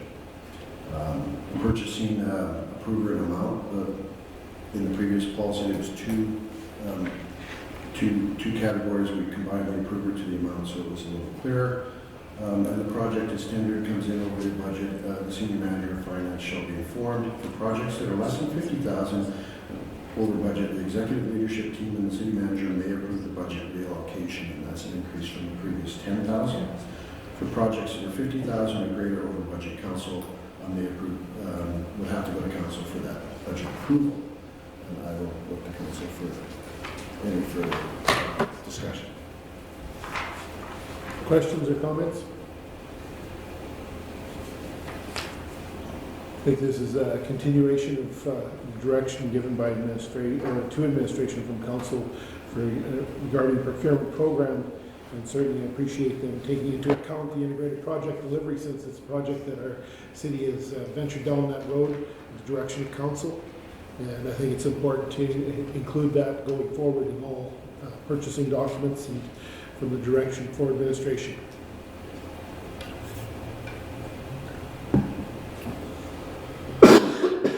Additionally, I think that we've seen a lot of work being done with our associations that we belong to the buying group, and I think that again helps reinforce some of the support in the policy to support the actions of what we've directed administration to do, but the policy does not reflect that currently today. So I think that was some important items. Any other questions or comments from council? Councilor Baker, did you have any questions or comments? No, at this time, Your Worship. With that, thank you very much, City Clerk. And this will be coming back to council for approval at a council meeting. So thank you very much. Moving on to 5.3, City Manager. Thank you, Your Worship. 5.3, draft policy number 320-02, honorary naming of assets policy. I'll ask Chelsea Legacy to come forward. Good afternoon, Your Worship and Council. Good afternoon, Chelsea. I'm here today to give you guys the honorary naming of assets policy. Currently, the city does not have a policy that outlines guidelines for the naming or renaming of city assets. Defined within this policy, assets are defined as streets, trails, and green spaces. I will just make a side note for your knowledge. We did not include city facilities within this document, and that is because they fall within our sponsorship policy, so just to provide more clarification. This policy outlines eligibility requirements, the application process, and the decision process. And it's to provide a clear and transparent process for the naming and renaming of city assets in honor of persons, groups, or organizations. I agree for questions. Thank you, Chelsea. Councillor Thorson.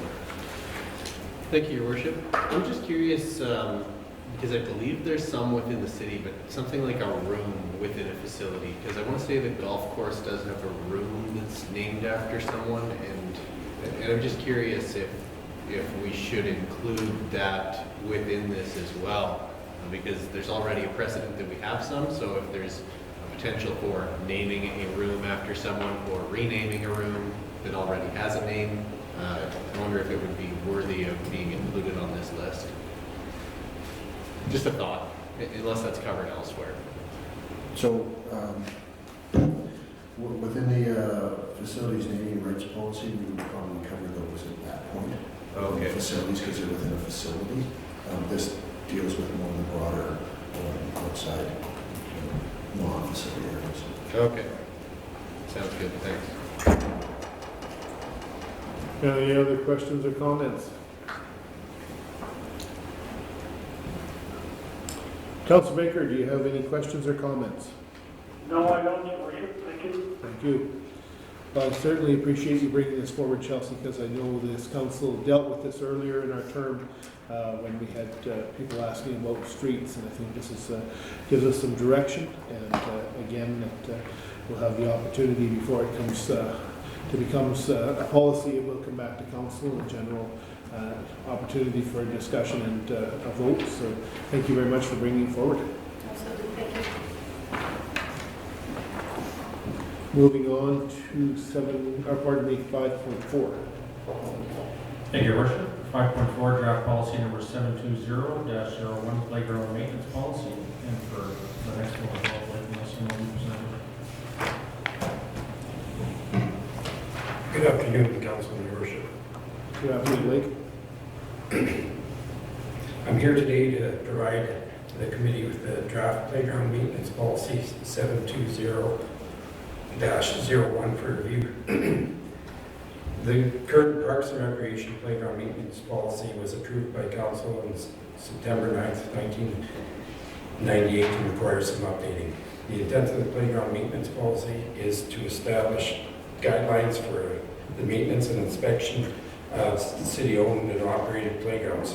The policy ensures service level standards are established for the care and operation of city-owned or operated playgrounds in order to promote safe play environment and minimize the likelihood of injuries to children. If we could just switch to the policy quickly, and if we want to review that very quickly.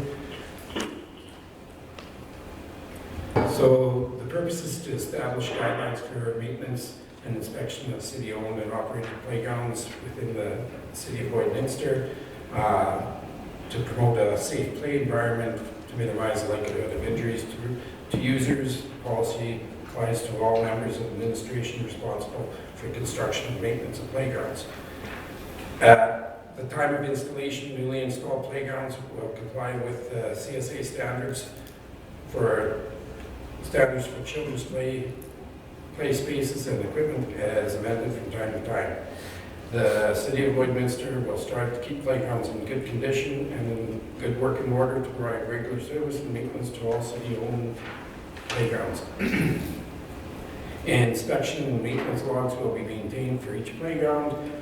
Repairs or preventive maintenance to playgrounds will occur in conjunction with routine inspections, such as practically following an inspection cycle. Reactive inspections will be validated and repairs performed as required. Access will be restricted to any playground or playground component with serious hazard that cannot immediately be mitigated until repairs are completed. The city shall not be liable for potential hazards caused by weather conditions, such as frozen surfaces in winter and that type of thing.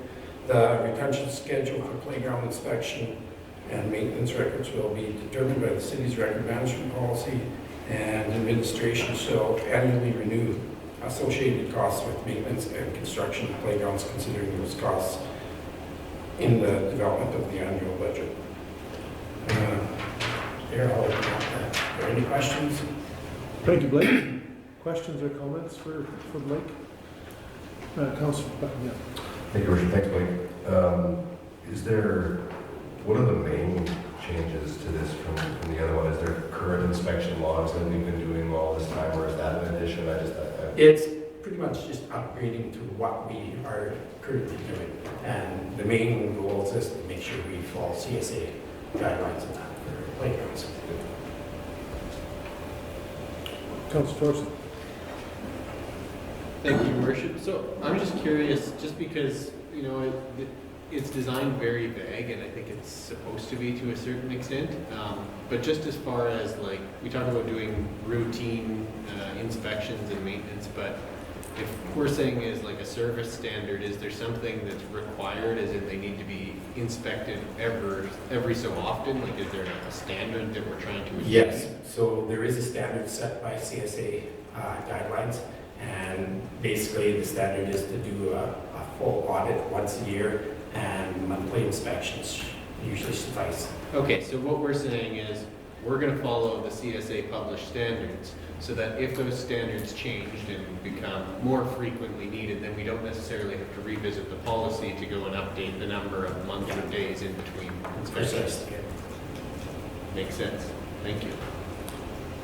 Do appreciate like that the comment in the policy that city will not be liable for potential hazards caused by weather conditions, be it spring, summer, winter, or fall, because certainly we know kids enjoy playground equipment, and sometimes they become a little more brave when there's snow or no snow and things like that. So I think that that leaves that covered from liability, because there's always some responsibility. But at the same token, I think I appreciate having the maintenance logs and ensuring that we can say to the public, if there's a concern at the playground, they'll always be able to call in and report a concern that it's actually been inspected within a 1 month period, and someone's taken a look and made sure there's no bolts loose or anything like that in some of the hanging materials that are connected by bolts and nuts and things like that. So that's, I appreciate that very much, because I've often wondered if someone actually looks at things. And to clarify, it's monthly documented. We do inspect it more often than that, but there are people going through on other roads and that, but they're not always documented. So there's an actual checklist on that monthly inspection. Yeah. Terrific. Any other questions or comments for Blake? Councillor Baker. Yeah, I just have one more. I'll come back to you in a second, Councillor Baker. I'll get Councillor Thorson. So as standards change over the number of years in terms of what materials are used or not used, are those things that we're regularly reviewing to make sure that, you know, we're using only materials that are kind of modern day kind of approved materials? The thing I think of is like, I can think of a park when I was growing up, and I haven't maybe been there since, but there's this metal slide that would get super hot in the summer. Yeah. So things like that, like, yes, the city will not be liable for them, but do we still have a responsibility to maybe update those things every once in a while, so we don't have the slide that's going to take the top layer of skin off just because it gets so hot in the summer? Yeah, well, currently, you're mandated to the year that they were built, to the standards that they were built. And so we don't have any of those really old ones around anymore, I don't believe. We've pretty much replaced every one of our playgrounds since the 98 standards came into effect. So, but it's an evolving thing. So every time we go to replace a new one, it's to the current standards. Okay, thank you. Councillor Baker. Thank you, Your Worship. I guess this one is a little trickier, for sure. We're not talking about whether the grass is 1 inch long, 2 inches long, and on about that type of maintenance, or how often we water. This is really about equipment, I believe. That's the real issue. And I think what's important, we should be following the standards as much as I know that we have good equipment, and someone will change the standard, and you have to throw out the good stuff. But at the same time, I think that if we meet the standard, people have to be cognizant of the weather and other factors when they use it, and have to take some responsibility. We can't protect people against everything that ever happened in the playground. So I don't really know what I'm really trying to say here, but people have to take responsibility for what they're doing. And as long as we meet the safety codes, I don't know what else we can do. Good points, Councillor. It's just not, one brush covers all, in my opinion, because you have schoolyards with playgrounds in them, you have parks with no playgrounds, you have parks with playground equipment, so, I don't know just where you break the line up, say when you come to Bud Miller Park, which is park and which is playground. I'm not even looking for answers, but I'm just saying, it's a pretty broad brush kind of thing there. Whether we are walking into hot water or not, I really don't know, but it's something that I certainly have to think about. Good comments. I'll actually ask administration to just touch on it because I think I know the answer, but regarding, it is to do with playground equipment only. Yes, this is to do with playground equipment only. Yeah, so I think what you referred to, Councillor Baker, there's several different policies that would be related to answer some of those questions you have. This is strictly geared towards the equipment, and I hear what you're saying about not needing to replace before it's time, and I think that hopefully the policy addresses that it's based on the time when the equipment is in, where we meet the current policy at the time when the equipment went in.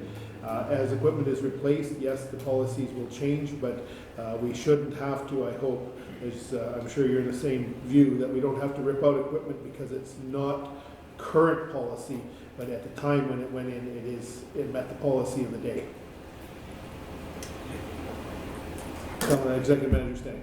Yeah, that's correct. And from our Parks and Green Spaces teams, they have a rotating plan or long-term plan on when equipment is to be evaluated for replacement, and Blake ensures those are in our capital budgets as we go forward. So. Thank you. Any other questions or comments? Thank you very much, Blake. Moving on to 5.5. I'll look to City Manager. Back to Blake. Okay, I'm here to provide the committee with the draft pest management policy 72002 for review. Pest management includes many types of pests such as any organism, including weeds, insects, diseases, rodents, etc., which by the location or size of its population adversely interferes with the health, environmental, functional, or economic goals of humans. The City of Lloydminster's current weed policy, number PR 0191-27160-32, was approved by Council on May 6, 1991, and requires updating. The purpose of the draft pest management policy is to provide management and is to guide the management and control of pests within the City of Lloydminster owned and operated public parks and green spaces. Its intention is to minimize the use of pesticides on city property, but where required, use it responsibly in the control of pests by ensuring that integrated pest management principles are adhered to. The intent of pest management is to be responsive to the needs of the residents and visitors and operate in a sustainable fashion while exercising fiscal restraint. Administration is required to follow regulatory requirements under federal and provincial laws.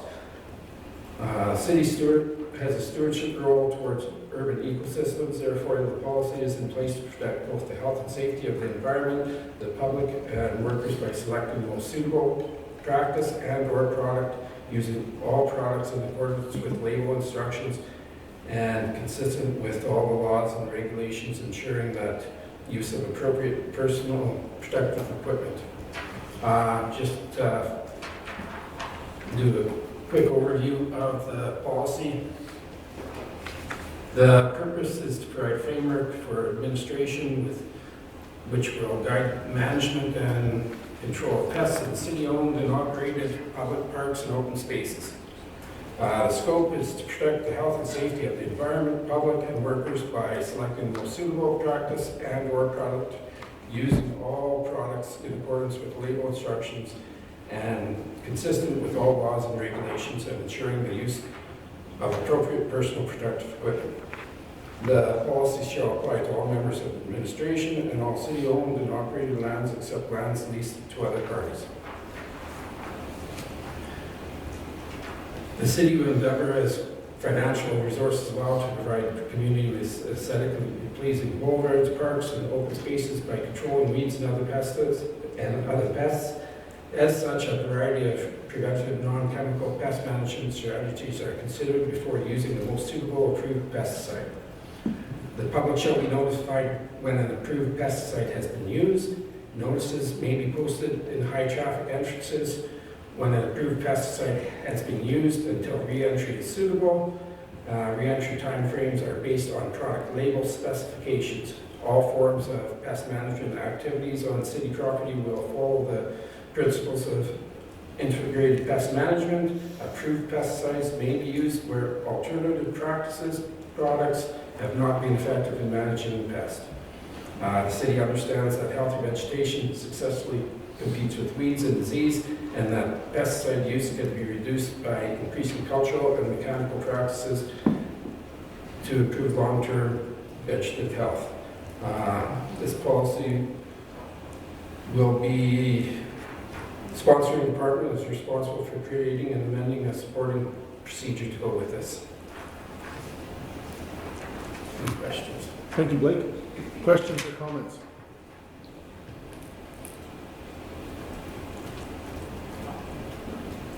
Certainly, I'm sure there's some people would love to ask you the question, Blake, and I don't expect an answer in this one, that how do we control dandelions? And I know the city's done a very good job of trying to manage them as best as they can, because once they do start, they're a little bit hard to get under control. But I think I compliment the city staff that I think they've done a pretty fair job in the green spaces, keeping them in check. Councilor Torson. Thank you, Your Worship. So, does this apply to cities' lots as well, like unsold lots where there's kind of larger development areas? Yes, it does. It's, but we are allowed to use mechanical means also within this. It's not all just spraying. That's why we do the IPM, and our procedure that we would accompany with would allude to that. And basically, if we're mowing, and that could be part of our control. Right. Well, just, from my own perspective, although I don't really know exactly what your crew is doing, the parks and other green spaces generally look, I would say, very good, all through the summer. The only area that I think that we really seem to struggle with is getting on top at times of the kind of the unsold lots and areas like that, where they tend to get a little unruly, which I know is not necessarily your department, but some of these policies, if they still apply, would be good when we know that they get out of control and weedy, and you see like that unscented, is that what it's called? Scentless chamomile that shows up in them. So if we can stay on top of those things through other means, it'd be good for, I think, all the residents that live in those areas. Generally are fighting it all year. But other than that, it looks good and makes sense as far as updating to a modern policy. Thank you. Any other questions or comments? Councillor Baker, did you have any questions or comments? No, I don't, Your Worship. Thank you. Well, thank you, Blake. We can't all wait to get the snow off the ground, so we can kick into the green spaces that you look after. So, thank you so much. Thank you. Moving on to 5.6, City Manager. Thank you, Your Worship. For 5.6, investing in Canada infrastructure, ISIP in Saskatchewan, East Drainage Channel. I'm going to ask Ryan Hill to come forward and present. Good afternoon, councilors, Your Worship.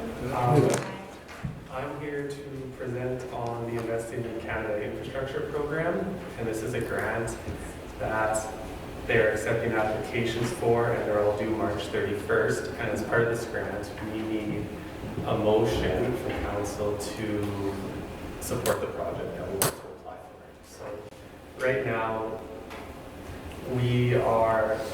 administration is proposing to apply for the East Drainage Channel, Lake J to Lake K upgrade project. This project was proposed in the 2015 Stormwater Master Plan as a recommended upgrade. The total cost of the project would be $4.7 million, and portions of this project have already been approved and started through 2 projects already approved by council, and those are totaling $2.26 million, so this would just be the additional scope that we'd like to apply for. So this project upgrades the existing stormwater retention lakes J and K, including installation of control structures at each outlet. It also includes channel upgrades between the 2 lakes and upgrades to the culvert crossings. Lake J is in the Colonial Park neighborhood, and Lake K is south of Highway 16 on the eastern boundary of the city. So the governance implication, like I said, there is a requirement for a council motion to support the submission of this grant, and it's due March 31st. And there also are budget and financial implications to this, mainly being that if we are fully approved for this grant, the federal and provincial portions would cover 73.33% of the total costs. So you can see the breakdown on the next page if you scroll there. Anyways, so that means if approved in full, the city would only be paying for 1.2 million of the 4.7 million of the total costs. So yes, that is our proposal. This is just some information, so if you have any questions on the grant itself, feel free to ask me, or the projects, you can answer those. Councilor Torsi. Thank you, Your Worship. So the first 2 projects that are listed there, 1813 and 2013, are those both ones that we've approved for the current year that we intend to do this year either way, that would otherwise be done with property taxes, or done in the past? They are both currently, well, I'll let James talk about the progress of them, but they're both started or almost finished started. Okay. Yes. So are we able to apply for funds for a project that's already done? The costs have not been incurred on them for the Okay. majority of those I see what you're funds. saying. So if we are successful, any costs incurred after we are successful would be eligible. So any costs incurred before would not be eligible. So from a timeline perspective for these projects, when is construction expected to happen versus when do we expect to hear back on the grants? I'll defer to James for this. Thank you, Ryan. Thanks, Ryan. James? Good afternoon, Mayor and Council. I'll deal with the project stuff and leave the money to him. So we have 2 projects currently ongoing right now, and that is our 40th Avenue Crossing, which is a 2018 program, which is unfortunately carried over into 2019 and again into 2020. The other project that we have currently in the 2020 capital budget is our Lake J control structure. And that one, we are in the preliminary stages of securing consultant services to finalize the design and the procurement of a contractor. So that one will definitely adhere to the timelines if we are successful for this grant to have eligible expenses, as that will not be constructed till the fall.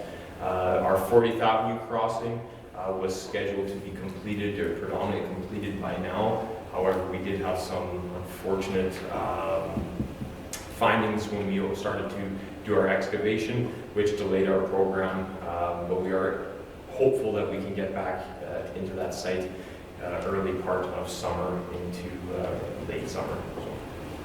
Okay. So I guess at the end of the day, the project, the majority of the costs to be incurred will be later in the year, and we expect to find out on this grant earlier than that, so we won't burn through a bunch of what we'll call city funds that won't be eligible for the grant. That's correct. Okay, thank you. Any other questions or comments?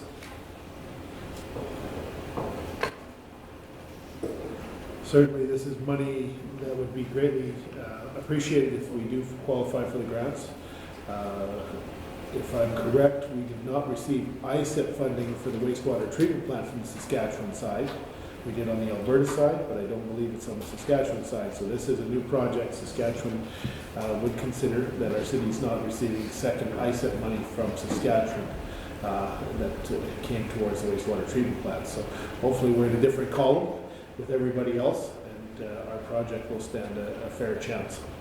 Because there's always the fear that once you receive federal money, you may not have that opportunity, but I think this is an opportunity, and again, dealing with something that is near and dear to the federal government's heart, the environment, and dealing with the moisture that can occur, and the drainage system is a very good target plan. So I appreciate administration bringing this forward from the perspective of trying to access some of that federal provincial money for what's been deemed by infrastructure in Canada as where they want to see the monies directed towards. So, Councillor Monroe. Sorry, when's the awarding date of the grants? That probably was in there and I looked over it. They'll never give you an actual date of award. Right. A month or two after March 31st. Okay. So if I can, I'll expand on what I know and with the city administration. Basically, the province will take all the applications and make a short list of those that they recommend to the federal government, and then it's up to the federal government from that perspective. And certainly it's a process. So first we need Saskatchewan to approve this project and be put on the short list, and then move forward for federal matching dollars and approval. So time is of the essence to get it in, but it's then a bit of a waiting game from that perspective after that. So, one more question, and I'm not sure if this is for James or for Ryan, but so on the other additional scope that we are talking about, is that something where we've already have a design for, or are we going to be adjusting the budget to get a design started so that we could include that as part of the project? Thank you again for your question. So we should stand a fairly good chance with this grant, as we do have detailed designs for the entire rehabilitation works between Lake J and Lake K. So we are fairly well down the path or ahead of the game with respect to that. Okay, perfect, thanks. In essence, we're shovel ready almost. Yeah. Say that again. Almost shovel ready? We are shovel ready. Perfect. That's the term that we often hear that they like to hear, so that's excellent. Any other questions? Councillor Baker, any questions or comments? Well, my comments for sure, Your Worship. In my mind, this project has to be completed, and what an opportune time to do it. We know what happens when there's excessive rainfall, and a lot of the work's already been done. So my mind is, unless I'm missing something first blush, is let's go for it. I couldn't agree with you more, Councillor. The sooner we can get that to an agenda item for the next council meeting and get that in and approved before the end of the month, that is very important. Well, I'll thank you, gentlemen, but I think you're going to be just standing there for the next item right away. So let's move on to 5.7. Hello again. So this is also regarding the Investing in Canada Infrastructure Program, but this is a different stream. So this is the Community Culture and Recreation stream. Again, they're offering up to 73% of funding, and for this stream, administration is proposing that we apply for the Centennial Civic Center replacement project. The total estimated cost for this project are $22 million plus or minus 30%. The reason for that huge variance is this project is still in the initial stages of planning. However, a recreational feasibility study is in progress to assist the city with planning for future recreational requirements to meet current and future user demands. Additionally, the administration is working with contractors to develop a detailed cost analysis for the replacement project. So this one is not shovel ready, I guess I could say that. However, I should mention, if you are not successful on an application for this grant, they have multiple intakes later on in the future, which they don't know the timing of yet, but you can put unsuccessful projects and reapply them. So just so you're aware of that.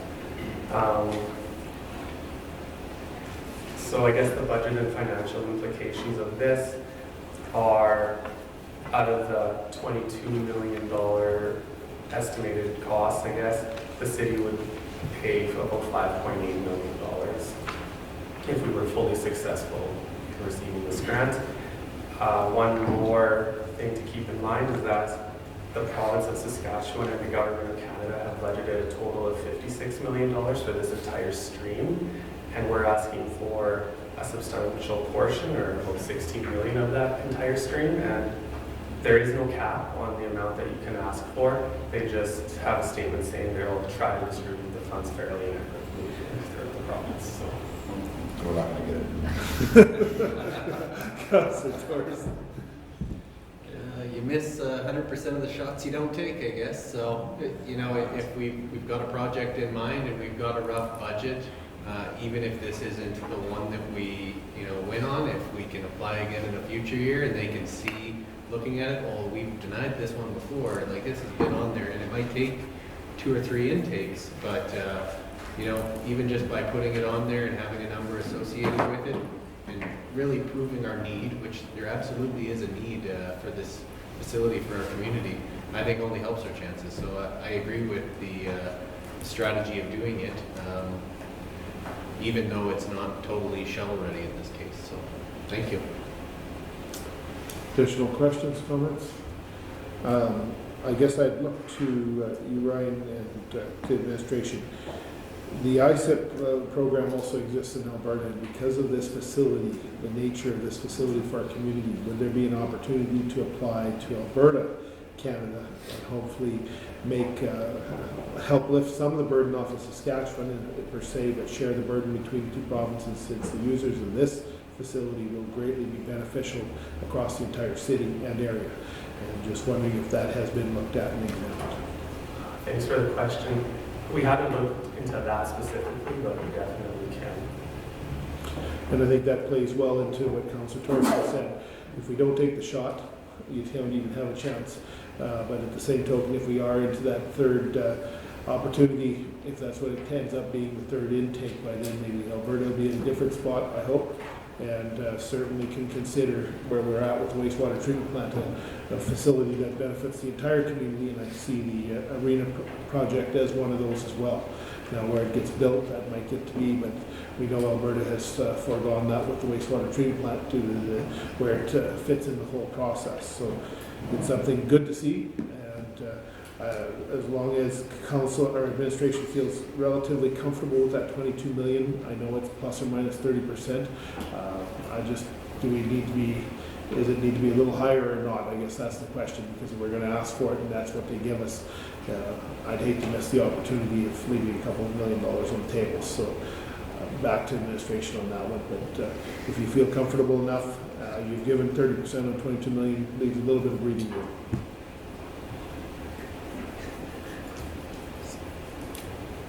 Councilor Torres? In that scenario, you're still $16 million ahead from where you would otherwise be, and the cost would still be the same amount higher. So Absolutely. I'll take the 16 million 9 times out of 10. No, 10 out of 10. He said, and I'd have to agree with you, exactly. Any other questions from council or to administration? Councilor Baker, any thoughts or questions?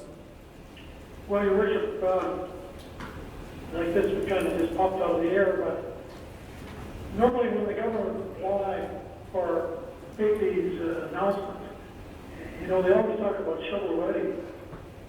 And I think we're a long way from that. If I might be missing something, but how do you submit the application without a plan and designer? Are they asking for that kind of stuff, or do we even know? Thanks for the question. Yes, the application does want That you speaker isn't working very good for me. The application does want you to lay out detailed costs. However, we are in the process of obtaining those detailed cost estimates. So, and we can apply, and they can say provide more. So, Yeah. So it I opens. don't know just how it works, but normally that's what they want, so. But that's all I need for now, Your Worship. I hear you, Councillor, and I think that this is one of those, it's a far-reaching one. I think administration was aware that we didn't have everything we'd like to be, but in the same token, back to the comment that Councillor Torreson said earlier, if we don't get in the line we're just that much further behind, and by the time, hopefully, Oh, for sure. we get there, we No, get I there. It's just, No, I try don't, to get trouble running, and maybe we're just a little ahead of our time, but if there's an opportunity, or you think there is, I don't know anything about the program other than what I just read here, but, in the last couple of days, but, no, go for it, if you think it's the right thing to do. well, I know, The design and location and all those things and timing is all part of it. absolutely, and I think that what administration was looking at was they were given a short time frame to put together applications, and this did meet, in this case, under the community culture and recreation stream, that chose to bring it forward, submit it, and see where it lands. And certainly, I think that's the best place we can be at this time, because it's a challenge. We know the grant money business is a very challenging environment after spending 3 years on another project that we're working on. So I think this one will have a long-term effect. But again, as Councillor Buckingham alluded to very early, this one might be the tough one on the crowd. And, at least we'll be in the pile. Nope. Yeah, I could, sorry, I confirm that as part of our strategy moving forward is, if we did have some smaller recreation projects that would fit the application, but in terms of when you get an opportunity for these larger grants, you want to put the larger projects on the table. And this one's inevitable that it's going to have to happen at some point. And so, the positive part of it is we're not shovel-ready today, but we do have money in the budget for, if council wants us to move in that direction, for some more design work and things like that. So there is, as the year progresses, if things line up and council gives us that direction to do that, there is dollars available to get into the more detailed stuff if we choose that direction. Thank you, City Manager, and I think that's going to be something this council will have to deal with, which will be different from the wastewater treatment plant. We played a game of, I don't want to call it chicken with the federal government, but we've been working with them and moving forward, waiting for the funding. We have a wastewater treatment plant that is working, doesn't meet all the requirements of today. But if the Centennial Civic Center reaches a point that it's not serviceable, then we lose a nice surface, and that puts us in a different perspective. So I think we'll have to, as a community, judge that and maybe go out and spend a little bit of money ahead of ourselves before we do get to that grant program, potentially. But we'll see. We'll keep our fingers crossed and see where we go in this one. Thank you very much, Ryan. Thank you, administration, for bringing that forward, and we'll look forward to seeing that at next week's council meeting. Moving on to 5.8, City Manager. Thank you, Worship. Thank you, Worship. I guess as part of the recent closure of our recreation facilities and a number of the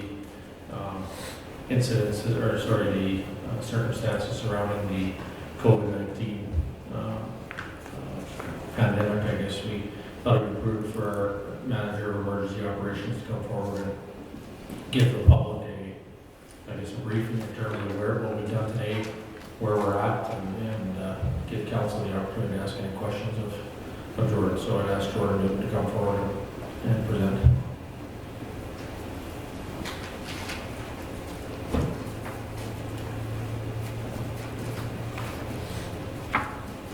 I think it's on.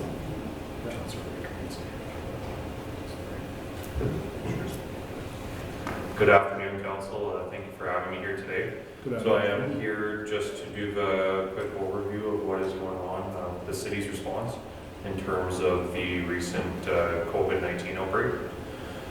So currently, the city has a management team set up that is working daily to respond to the social changes that is happening within our society in regards to the COVID-19 outbreak. So there was a decision made last night on Sunday to suspend public access to our recreational facilities starting Monday morning. This was we came to this conclusion based on a number of other municipalities taking this route, as well as some of our guidelines from our public health. The goal through all this is to minimize risk of exposure and transfer of this virus from person to person. So right now, we're still working through many problems that we are seeing in regards to this. You might notice your council chambers looks a little bit different today. We do have a team of experts going around and making sure that any building that we do have still open to the public, like City Hall, city operations, are safe for the public to enter. And that's our most important thing. It is important through all this process. The city is working with only trusted sources like our health and our provincial and federal governments to determine best steps forward. There is a lot of rumors circulating, but the city relies on trusted sources. I'll open it up to questions now. Anything I can answer? Questions for Jordan? Certainly, Jordan, I guess that we know this is a very fluid situation. The committee or team that's in place is meeting on a daily basis. Is that what I understand correctly? Yes, that's correct. We've been meeting on a daily basis since Wednesday of last week. And this falls into, in essence, our emergency measures organization, or EMO, to start with, the overlaying as an incident command and a structure that's in place. Yes, absolutely. So the city does have municipal emergency management plans for this type of circumstances. We also did have a drafted pandemic plan that was heavily based off the SARS outbreak, which we are now exercising and putting into force. So there is these plans for these type of situations, and it helps us navigate all the potential problems that we might face. Excellent. I'm sure that from the perspective of a regional perspective, because we've got regional, our neighboring municipalities, as well as the province, as the EMOs started to coordinate their efforts from that perspective. Yes, absolutely. So we are working with a lot of different partners because everything is evolving so quickly. There isn't a lot of formalized network groups set up yet. I know a lot of the directors of emergency management in Alberta are talking, as well as what we call EMO in Saskatchewan are talking. We're still trying to set up a very local regional group, as well as working with our healthcare industry. We'll be trying to get some information out to our businesses in our community. I've also been called by some key industries within the city that we'll be setting up partner groups with too. It's important that we all work together to navigate through this and sharing information. Excellent. Any questions from council? Councilor Baker, do you have any questions? No, I don't. All right. Not at this time. Thank you. Well, certainly, Jordan. So I'd like to add for council's information, as well as all of our community, we are taking a very proactive step here within the city and putting a lot of information on our website. So if anybody is looking for information in regards to the COVID-19 outbreak or what the city's done, please visit lloydminster.ca for more information. Thank you. Appreciate it, Jordan, and I'd like to say thank you to you and the team that's been the incident management team. I know you worked throughout the weekend, and certainly appreciate keeping council informed as to the rapidly changing situation. And as we've talked about, the word fluid is I think is a good description. We know on a daily basis, again, and you following the connections with the health departments and things to ensure that we have correct information, because I think that's a concern that I have is the news media and the news sources. There's several different reports flowing, and then other people are actually adding to the social communications process their views, and it's not always we want to ensure that we have factual information. And I appreciate the work that the team did over the weekend to help lead us to where we're at, because I think at the end of the day, it's in the interest of the community that we try and get ahead of this, as well as the provinces and the country. And I think that based on what's happened in the rest of the world, we've got some very fine examples of what could happen if we don't take some proactive steps. And when this is all over, hopefully we'll look back and say, boy, I'm glad we made those decisions rather than leaving it the other way. And I know it's going to be a little bit of discomfort for some people, and just a change of routine, having buildings closed and facilities of the city. But I hope that in the long term, people will look back and say that we made the right decision, and that this moves on, and we return to somewhat of a normal life again. So thank you for your work, and I know you've got some more work ahead of you over the next couple of days. Thank you. Thank you. With that, I believe I can ask look for direction of council for adjournment. Councillor Buckingham, motion to adjourn? should do inquiries from the meeting. Oh, yes, my apologies. Got ahead of myself here, thinking about COVID. Thank you, Worship. Today we have interview requests for yourself, Mayor Albers, and Councillor Fagnan. Thank you. Now I'll look for that motion to adjourn. Thank you very much, Councillor Buckingham. Do I go back to work? You got a motion, yeah.